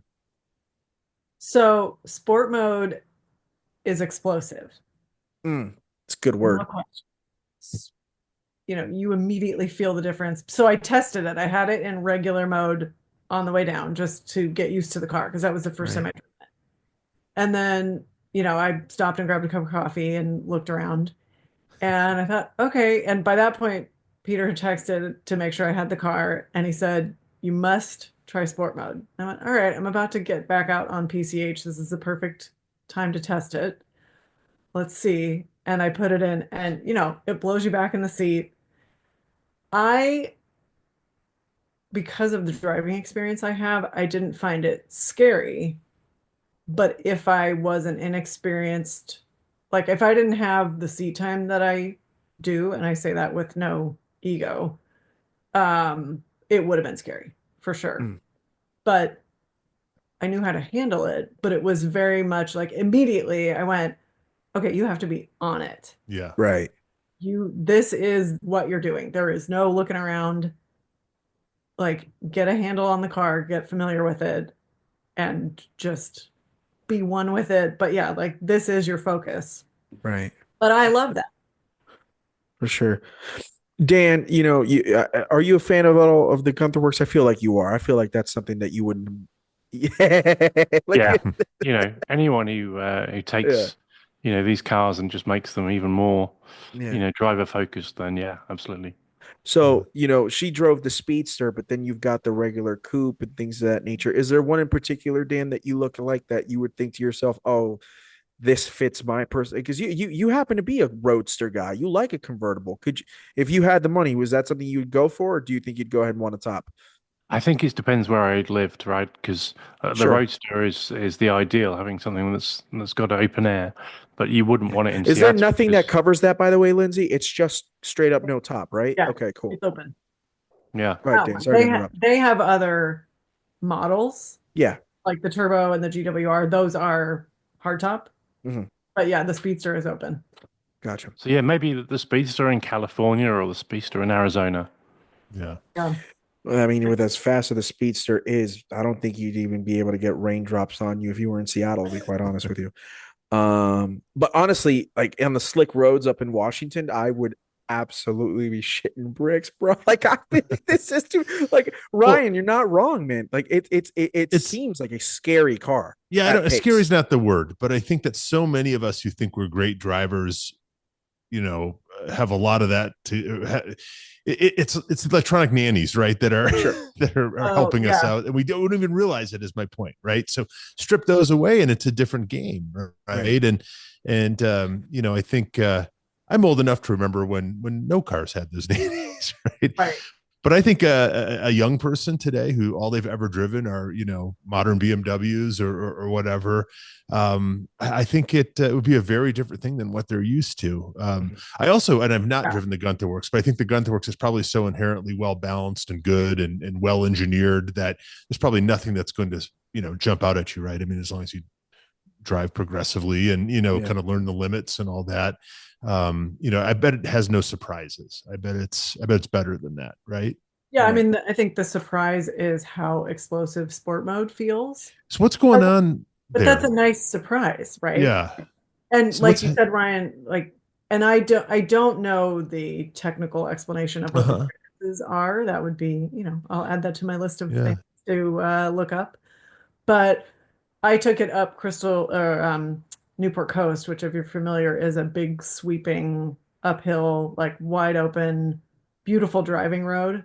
But when you transition onto it, it's a good curve, and if you give it the gas, like some cars, you can get into trouble. And I think it's a hallmark to the attention to detail and the engine that they put into the cars. I never felt concerned in any scenario. Like, it was incredibly competent, even when I was on the gas in sport road, going on a curve, which you can't say about every car. And I think, Ryan, you hit on it too.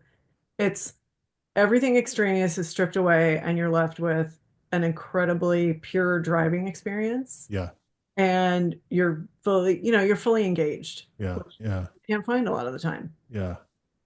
Yeah. It kind of separates the women from the girls, though, I would imagine. And it's I'm wondering if the non-sport mode, it must cut the power, right? Like, what is it, the Bugatti or whatever that had the 2 keys? I mean, there must be something like that going on, right? Just so people don't get into trouble, right? Yeah, I think there's probably a horsepower difference. Yeah. I think it's probably, it opens up if there are, and of course I'm blanking on all the technical words, but air intake, I'm sure it opens that stuff up more. I think it increases everything. Yeah. Certainly sounds more when you're in sport. But yeah, I mean, and one of the cool things too, which is, it's part of the driving experience, is being in the car and seeing how other people respond to it. And it was fun to see, even in Newport Beach, where, we're so spoiled. Yeah. I took it to Crystal Cove, where I was today, and midday on a Tuesday at Crystal Cove, there's a GT3 RS in the parking lot. So that gives you an idea of what's sort of in the air down there. And I told Dan and Ryan this too. It was fun that even in an area that is so saturated with amazing cars, it still attracted a lot of attention. Like, when I came back to it with my coffee, there was a crowd of people around it. On the road, people were, rolling down their windows or thumbs up or whatever. So that only adds to the experience, because you're like, that's right, this is a super fun, really cool car, and I'm having the best time of my life driving it. Right. Well, I think sorry to interrupt, Jorge, but I think you kind of, you hit the nail on the head there. Like, when a Ferrari no longer is exclusive enough, right? Or when you said GT2 RS or whatever is not, in a land where those are relatively common, right? I mean, you go for something like that, or for a Singer or something, I mean, you're buying, it's so much more than that, right? And it's the whole experience. Yeah. I asked our research department if we're interested. Oh yeah, I love it. Please. It's so the sport mode activates a secondary, more aggressive engine map that's done via the Motec system. So that enhances a Motec system exhaust. Sorry, DP, carry on. And so the exhaust, and then the suspension gets firmer. Okay. So that's the difference. It's great that we've been able to employ this research department, isn't it? Absolutely. We're creating jobs. Look at that. There we go. Yeah, it's not for us, guys. This is for y'all. This is for y'all. Anybody who doesn't understand the Motec system exhaust joke, then I don't know what to tell you. I don't know that I do, Jorge. It's the Fast and the Furious, man. Oh, okay. There we go. Well, there you go. Okay. Like three T62 6 turbos and a Motec system exhaust. Shout out to Paul Walker, may he rest in peace always. You've found your homework now. New movies to watch. That's right. I'm more of man. Hector needed 3 spoon engines, man. Come on. Come on. Killing me, Ryan. Yeah, more of the when the VTEC kicks in, bro. Ryan. Generation. Where are you on the Fast and the Furious? Like, I've never seen. I don't any think of I've them. Actually what? Seen what? Maybe the first one. Maybe the first one. Yeah. Yeah. Wow. Hey, do you want to join us on a podcast? Yeah. Too busy watching Stand By Me, apparently. Yeah. Well, I was having a conversation with somebody today, and they were trying to get caught up on, what's going on in the world of the Fast and the Furious, and me being Jorge Aquino Rodriguez was kind enough to go ahead and, of course, be like, yeah, I'm happy to help you. Please take a seat. Let me get my note cards real quick. I took a good 30 minutes, let me tell you. And they were like, oh, you should do an episode where you kind of like cover the movies. And I'm like, that's been an idea that's been thrown around more than once. Trust. I haven't done it yet. Can we make it a series and I'll join you?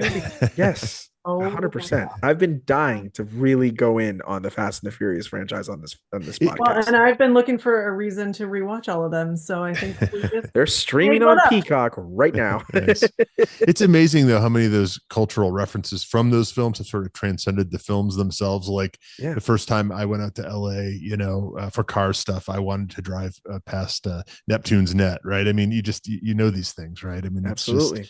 It's more powerful than the movies themselves, I guess. Absolutely. Granny shifting, not double clutching like you should. More than you can afford. More than you can afford, pal. That's so did you guys know that the guy that's in the Ferrari, that's actually Neil H. Moritz. And Neil H. Moritz is the producer of all the Fast and the Furious movies. Okay. And then the pizza driver during the street racing scene in the first Fast and the Furious, that is the director of the film, Rob Cohen. Wow. Did not know that. Yeah. An education. That's what I'm here for, guys. Come for the cars, stay for the education. Absolutely. Ryan, before I want to talk to you a little bit about the Autoblog stuff a little bit, but I wanted to check in with Dan because for anybody who doesn't know, Dan is the founder and basically boss when it comes to all things of 077 Media, which is a little media company that he went ahead and started a couple of years back. And he's done some majestic and very cool things with a variety of different cool companies up in the Northwest and stuff like that. And I always like to go ahead and kind of get a pulse on not necessarily how 077 is doing, because I know it's doing really well, but more so on the thing on how things are in that sort of space and whatnot. So DP, if you don't mind, I'm always interested, and I'm always so proud of all the work that you're doing and whatnot. So how are things looking with 077 Media and everything like that? What you been up to? Yeah, you're a kind man. Thank you, Jorge. So yeah, a few interesting customers and projects going on right now.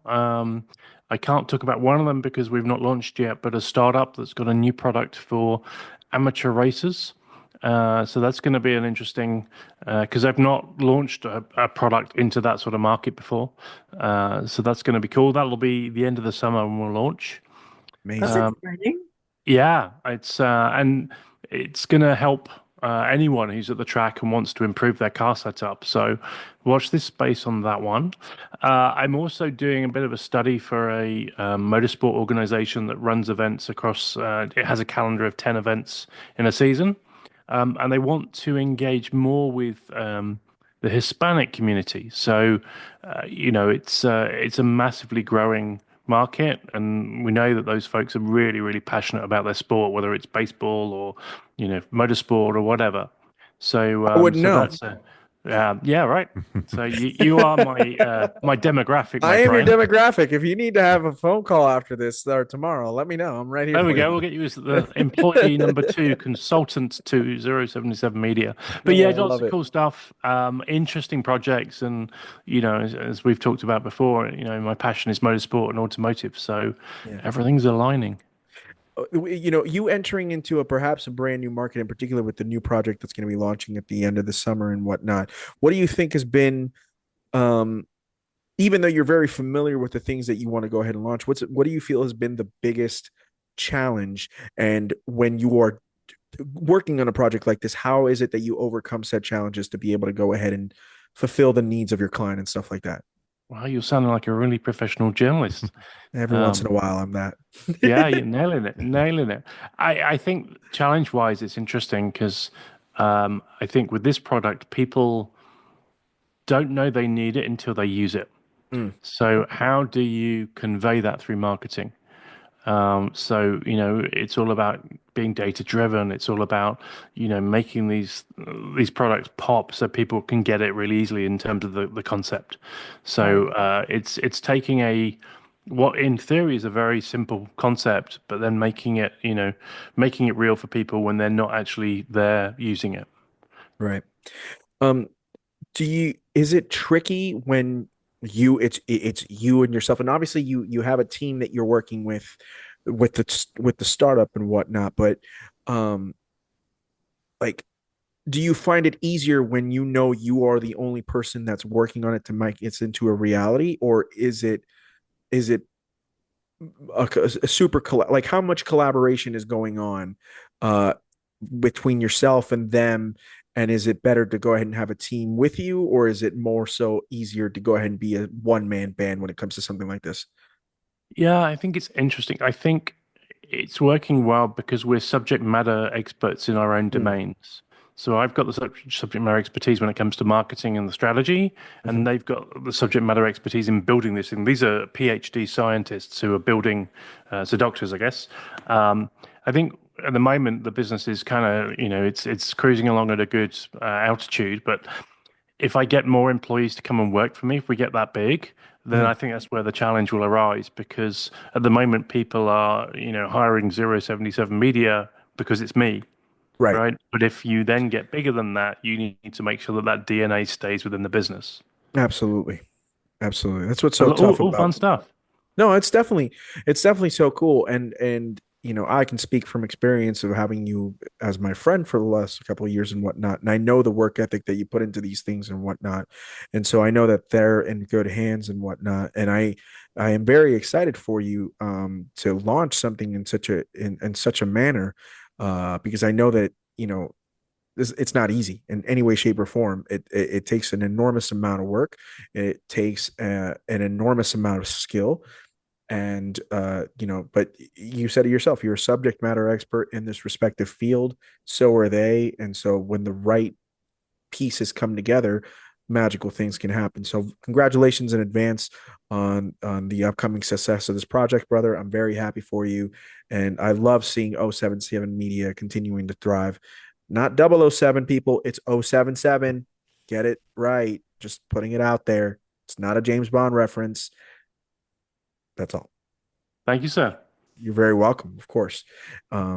See, Dan has this thing where it's okay for you to buy a No Time to Die Omega Seamaster, but he doesn't think that you should be buying an IWC Apex F1 watch. Hey, James Bond was a real guy. No, I know, right, bro? That's Stand By Me reference. Have you folks ever seen the rumor or the myth that have you folks seen The Rock, the film The Rock? Yeah, of course, with Nicolas Cage. Years ago, yeah. So one of these myths is that Sean Connery is actually James Bond. And he's been obviously failed in his final mission and got locked away, and then Nicolas Cage comes along. It's just quite a nice little theory. It is very cool. I've also read into that theory, and I think it's absolutely awesome. And I would love for Michael Bay and Jerry Bruckheimer to have put that much thought into that character. It's also been 30 years since that movie came out, or 29 years. So it's like, I'm not sure, but I'm all for it if that's really the case. You know what I mean? Yeah. I'm and a cool car chase in that film. Yeah, it's Nick Cage, and is he driving F355? Yeah, I think so. He's chasing an H1. It's a badass scene. Yeah, just chasing it through downtown San Francisco. It's awesome. I love that movie. Movie rules. Tell you something. Place for car chases, right? That's good. Yeah, 100%. Yeah. Now, speaking of car chases, and speaking of putting all kinds of miles on GT4s, our good friend, the Barkster himself. So we stated at the beginning of this podcast, we now have 3 publications of articles. The last one having released was it April Fool's? On April Fool's Day? It was. Yeah. You know the story there, don't you? I sure do. Yeah. So that was an article asking whether or not enthusiasts can be fans of EVs. And then Ryan didn't know that it was coming out on April Fool's. And it just, you have no control. Yeah, you have no control. And it actually made perfect sense. So perfect. But your second article was, of course, you talking about your love affair that you have with your amazing GT4, which we all love and adore. And we obviously all believe that it is an amazing car. And I love that you own it. And I love that you've put so many miles on it and you continue to drive it. I mean, earlier today you went for a fast blast. You were like, Jorge, what time are we starting? Because I was like, you lucky bastard. I am not going for a blast in my GT4. I took a very slow blast on the freeway in my lovely Sorrento. Also a fine car, but fine automobile. Let me tell you, the Koreans really know how to make them, don't they? But how did the Autoblog thing come about, my friend? A little synopsis, and then, what was a two-part question. A, how did the Autoblog thing come about? And then B, on the second one, obviously that was something you were so passionate about because you're writing something about something you own. How did you feel writing about it, and what have you been able to learn as now writing, as opposed to just not only doing podcasting, but what have you also learned about yourself as an enthusiast and as an owner of a GT4? Well, I'll start with that last question. It's a lot easier to talk than it is to write. Facts. Yeah, there's a lot more to it, right? There's a lot more to it. But the Autoblog thing, going back, you may or may not know that Autoblog went through some things and let go their entire staff, which is really, really unfortunate. And I had nothing to do with that. But when they rebooted, they needed some new folks, and just through friends was lucky enough to get connected with a new editor over there. And I'd always wanted to write about cars, never really had, at least on a professional level. And so it was kind of a put up or shut up time. And I've really been enjoying it. I'd like to do, a little bit more moving forward. As wonderful as car reviews and all that are, I'd like to do some different stuff, right? I want to talk about the cars maybe you've never read a road test on, or never really read about the experiences that maybe not everyone has a chance to experience, right? Like the Colorado Grand and that kind of thing. So they've been very kind to me and allowing me to do this writing, and it's a good excuse to maybe attend some events and things I wouldn't ordinarily. But yeah, it's been fun. I wrote the article about the GT4 because I love the damn thing so much. I truly believe it's the best sports car you can buy for the money. I love that car. Right? Talk about future classic. I think that's one. Ryan will say that a 718 GT4 is a future classic, but does not believe that the F87 M2 CS is.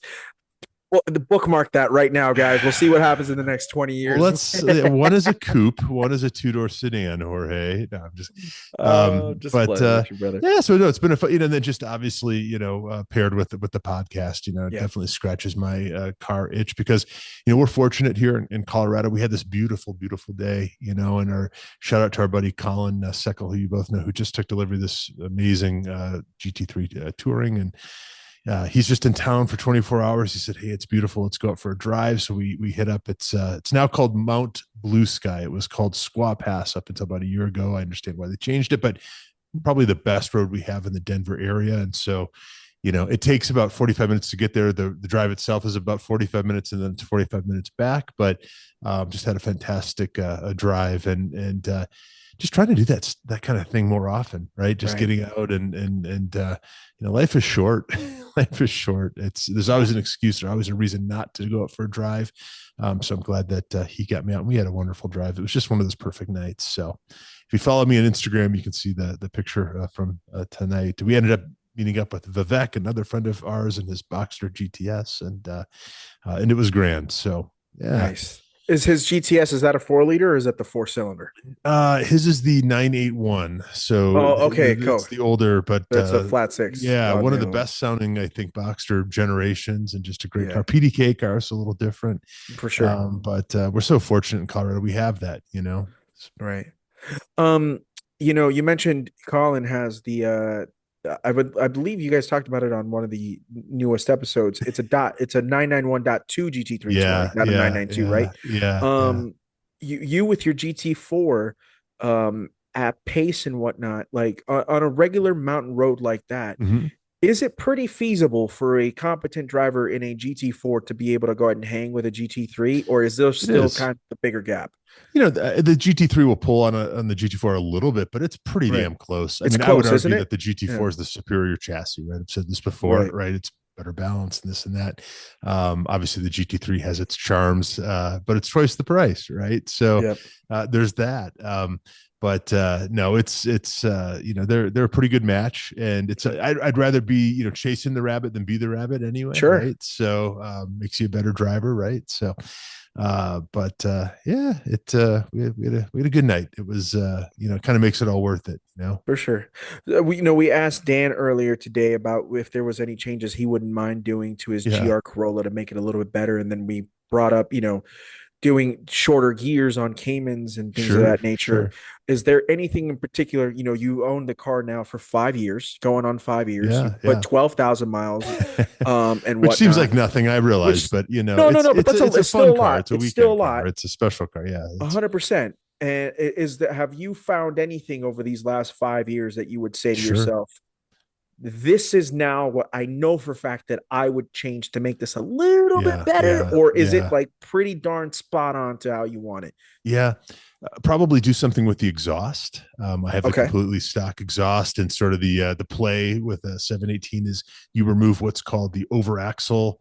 Well, they're called OPF filters or something. They're the particulate filters. The over axle pipes that I don't think are even necessarily engaged in US cars, but the mass is still there and they still muffle the sound. So that's a pretty easy thing. You take those off and you replace them with something called over axle pipes. So basically straight pipe that part of the exhaust. So that's certainly something to do, or do a full exhaust. I had a base Cayman 718 before I bought this, and I think within the first month or two, I went out and bought an exhausted, a Fab Speed exhaust. I just have never quite. It sounds good as it is, right? So I've never felt like compelled to replace it, but because it does sound so good. I will say one thing the GT3 has, and the GT4, as I was chasing Colin tonight, it's just this much sweeter of a sound, right? That GT3, there's just something about it it's superior. They do have a good sound. Oh yeah, I mean, and the GT4 sounds great too, but that generation especially, right, of the GT3, that is the sound. It's just 991 GT3s, whether it's .1 or .2. Yeah, they all sound great. Above six, let's say above $5,000, there's a pitch that you're like, hey, yo, that is, it sounds motorsport, right? It sounds, really does. It really does, and nothing else sounds quite like it. So that might be something. I don't know. It's a pretty perfect car. I hate to say it. Maybe if I find a set of buckets on Bring a Trailer, I've got the comfy seats. Maybe I would do that change at some point. But I think the big thing for me might, short of like the gear, shorter gear set or something, which I want to try before I commit to. I've never really had a lot of complaints about the standard. No, gearing, I agree. Some people, because I remember with Farah's obviously got a Boxer Spider, which is basically your car's twin. And he went ahead and took out the 4-liter, stroked it out, did the demand 4.5 liters. That must be amazing. It's awesome. But my understanding is he went ahead and did second, third, fourth, and I think he did fifth and left first and sixth alone. Okay. So first is still the regular is still regular, but then it's the ones that you're really going to row through, which is second through fifth. And he said that was what he did. Well, that's spot. Today we're on this Squaw Pass, this Mount Blue Sky, and it's got a mix of a little bit of everything. I was never out of third gear, and we were doing over 100. Well, can't say supposedly, that. Allegedly, yes. But you know what you do with the standard kilometers, 100 kilometers an hour, right? Yep. Yeah. You do drop down in regular driving, drop down to first gear in hairpins, which is interesting, right? Because you can do 58 or 60 in first gear, right? So if you want to dig out of those corners, you've got to drop down to first. Unfortunately, with rev matching and all that, if that's engaged, it makes it pretty easy. But yeah, I think it would be something around exhaust, and this just could be because I'm fresh off driving, chasing a GT3 tonight. I want a little more of that sweet music, right? But for sure. Good question. But I wouldn't touch suspension, right? I wouldn't, what are you going to do with the brakes? The brakes are great, right? It's got Cup 2s on it, can't do much to improve. You have steel brakes on yours, right? I do have the steel brakes. Yeah, they're great on those cars. Yeah, no complaints. I had a 911 once with carbon brakes, and I was always so convinced that I was going to mess something up. Wouldn't be able to afford to replace the brakes or something, one of the things I shouldn't have worried about, because obviously we know folks who have, 80,000 miles on their, their PCCBs, and they're just fine or more, there are replacement, rotors now that, you didn't have years ago. So, but I think the steel brakes are great. They squeal, whatever, but, chalk it up to motorsport too. Right. But it's a special car. Yeah. So good. That is so good. Wouldn't change a thing. I'm perfectly happy with it as it is, though. That's I think, a sign of a good car. So, actually, let me ask you this, because I don't think I asked you this, Lindsey. From everything that you did with that Gunther, was there anything that you would have said to yourself, I would prefer this as opposed to what it was, or anything of that nature? Or is the Speedster about as gosh darn perfect as it possibly could be? It was practically perfect. That's amazing. Yeah, because you know what it is? What it showed me is that it is so purpose-built for driving. Right. Now, I love the absurdity of I took it to the market for eggs, because as one should. Right? If you have it, I hope that's what you do. I hope that's part of what you do. You just enjoy it, daily it as much as possible, go nuts. But, I got to take it out. I got to take it on a great drive in Newport. I got to take it on a great drive, when I was closer to the house. And it was so fun. And one of my favorite parts was getting to share it with all the people I got to share it with. Mm-hmm. And we have some new neighbor friends who have 2 teenage boys who are getting into cars. And so I got to blow their minds by pulling up at the house, and they knew what Guntherwerks was, but they'd never seen one in person. Right. And I got to take both of them out in it. So that just added to the overall experience, because it is such a special car. Yeah. And, it's just so unique. They put so much time and attention, and the thought that they put into every element of the cars, it's for sure. It's perfect. I loved it. And you know what? I'm trying to think. I don't think I've seen a Gunther in person, and I really need to change that. They're really special. I know. I've seen singers. Yeah. We'll go. I'm trying to find a reason to get out there. And there are reasons, but I just need to find a reason for Jorge to get out there. Because then, Aaron Waters coming up, it's I can't make Aaron Water and whatever, and that's fine. Yeah. But I need to find a reason to go ahead and get out there, and I really need to go ahead and do that. But yeah, because we got some excellent Porsches out here. We've got Sally Special lives out here in the Phoenix metro area. I know. I love her. Yeah, I've seen it in person. It is absolutely the tits. I got to see her. My daughter and I got to see her before she was auctioned off in Monterey. Oh, that's so rad. That's cool. My daughter got to sit in her before they auctioned her off. I think it's fair to say that your daughter probably has bigger car cred than me, Dan, and Ryan combined.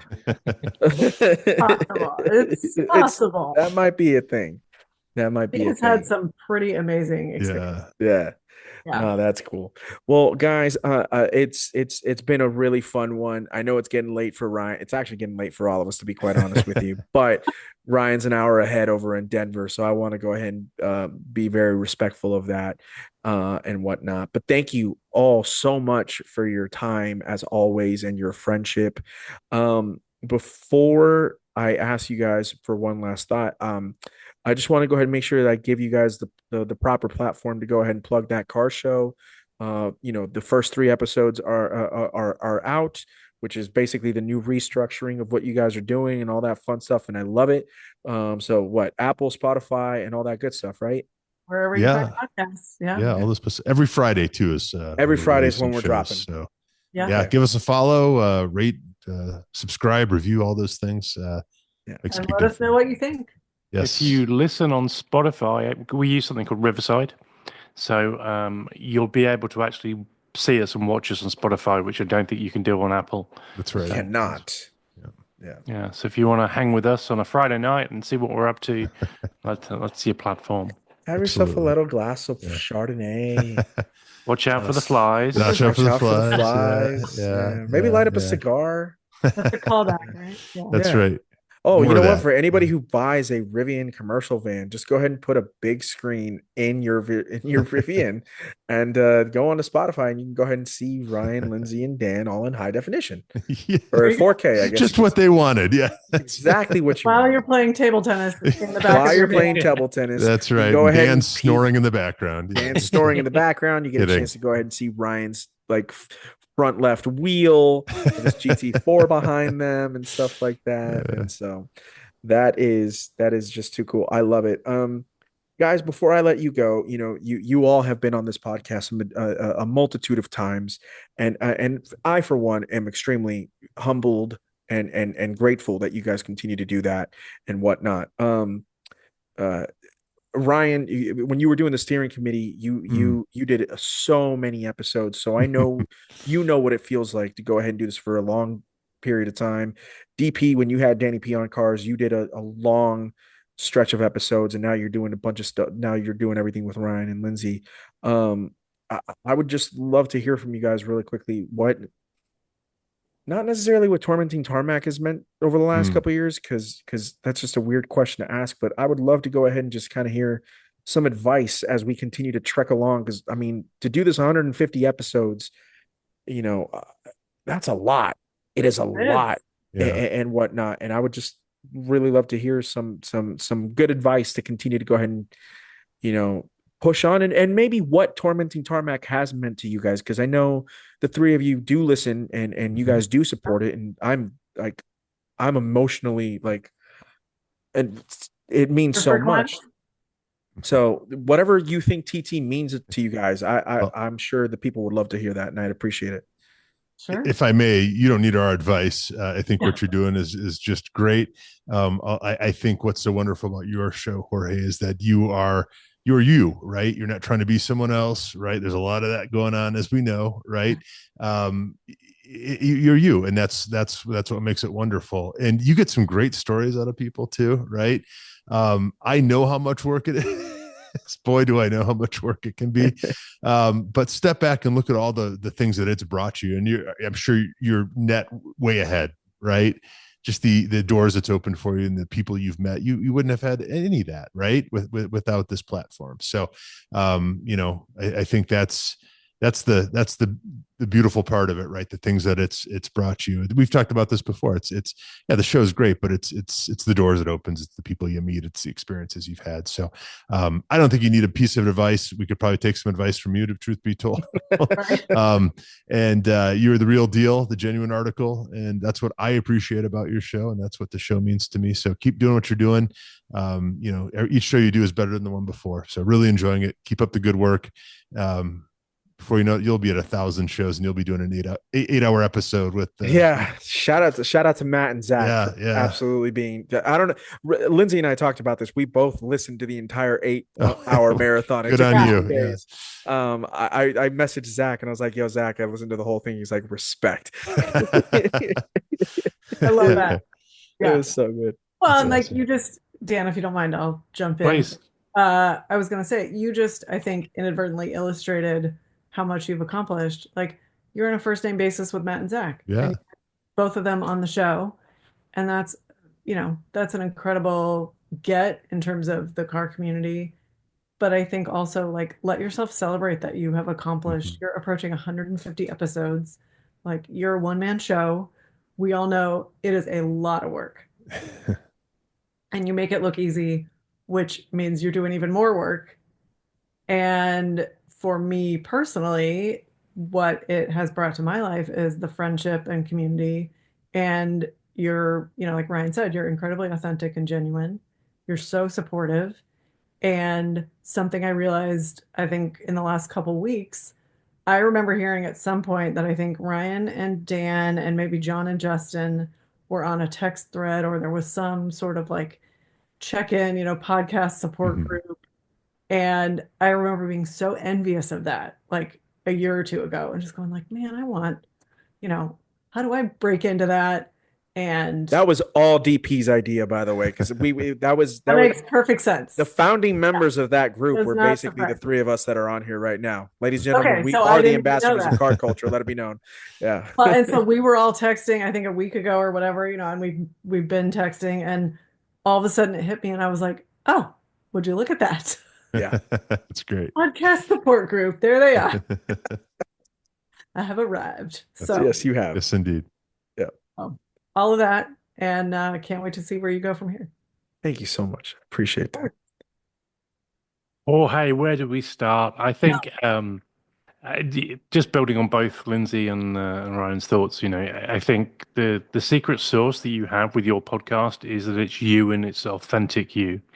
So, what I mean by that is there's, you show up, you are so passionate. I don't think I know anyone else who would drive for however many hours it was. How long did it take you to get to Velocity? It took me, so I did Phoenix to North LA, 6 hours, spent the night. Following morning, get up 5:30, left my hotel at 6, did 5.5 hours up to Sonoma, essentially. Yeah. And then the Sonoma drive back to home was nears makes no difference, 12 hours. Did you do straight through on the way back? Straight through, dude. Had to stop for gas twice and had Carl's Jr. in the middle of the car. There we go. Yeah. But it's just crazy testament to just who you are and what you do in terms of your passion. And I think the other thing that you do with the podcast is you're bringing us all on a journey with you. So, it's not only the guests that you're interviewing, but we're listening to that interview and we're being part of that interview, and you bring us in. So, keep doing that. And I love seeing the progress, these milestones, getting the first famous journalist on the podcast, getting invited on a press pass to the first event, right? And these things are becoming more frequent. I don't know if you've noticed that. But you're building momentum. So 150, it'll be 1,500 before you know it. But just keep doing it. It's hard. It's totally hard. I get it. But keep doing it. Keep plugging away. It's only going to be bigger and better for you. So just keep going, and we'll be here to cheer you on. Cheers, man. I appreciate that. Well, thank you all so much. It means from the bottom of my heart. I genuinely mean it. And it's weird to go ahead and ask, hey, what does something mean to you guys when you're doing it and whatnot? But we have been doing this for a while, and it looks like we're making a little bit of a difference. And it's cool to hear the differences that this podcast is helping do for a variety of different enthusiasts all over the place, including yourselves, who are doing what I do, I believe, better. So to hear that from you guys means the world. So thank you. I thoroughly mean it, and it's always great to have you guys on. But most importantly, it's great to go ahead and call you guys my friends. So thank you, and everybody that's listening. Again, this is I think 144, so we got 6 more to go to get 150, and then from there I guess we march on to 200. Absolutely. And which is amazing. But it has been one fucking hell of a ride. And I'm sorry to go ahead and be so enunciated with my curse words, but sometimes you have to acknowledge and realize, hey man, we're doing something, we're putting in the work. So here we are. But Ryan, Dan, Lindsey, I love you guys. Thank you. You guys are amazing. Continue to go ahead and push with what you guys are doing. New episodes of That Car Show on Apple and Spotify, and on video on Spotify, and wherever else you get your podcast. Go check them out. Go follow Ryan on Instagram. Go find DP on Instagram. Go find Lindsey. It's at Ryan Bahrke, at Danny P with a 9 in it, and then Lindsey M. Jesch, all on Instagram. And it's at That Car Show, right? At That Car Show podcast. At That Car Show podcast. Okay. Got to make sure we get that. Got to add the podcast with it. Trust me, guys. You'll know it's them. It's them in anime form. Lindsey has the most bright blonde hair on that picture, and it's amazing. I love it. So my daughter saw it, and she went, oh, "It's you as a Barbie." Oh, well, that's how I know I've made it. So does that make Dan and me Kens? What? That's for you guys to decide. Right on. Who gets to be Ryan Gosling and who gets to be Ken Joe or Ken Chung? That's a great question. For everyone listening out there, we appreciate you. Go ahead and follow Tormenting Tarmac. You can find us on Instagram at Tormenting Tarmac, and of course, you can listen to this podcast on Spotify and on Apple and all those different places. And of course, you can always subscribe to our YouTube channel, which I think, even though I had a small freeze, I'll still put up this video and whatnot, so that way you guys can see all of our beautiful faces. And that's all I got. So for now, thank you all very much. Please subscribe, please like, share, and subscribe, and all that good stuff. But thank you, all of you, for rocking with this little podcast that could. It means so goddamn much. On behalf of Daniel and on behalf of Ryan and on behalf of Lindsey, my name is Jorge Aquino, and you all have been listening to Tormenting Tarmac, and this is the podcast where the enthusiast never dies. We'll see you next time.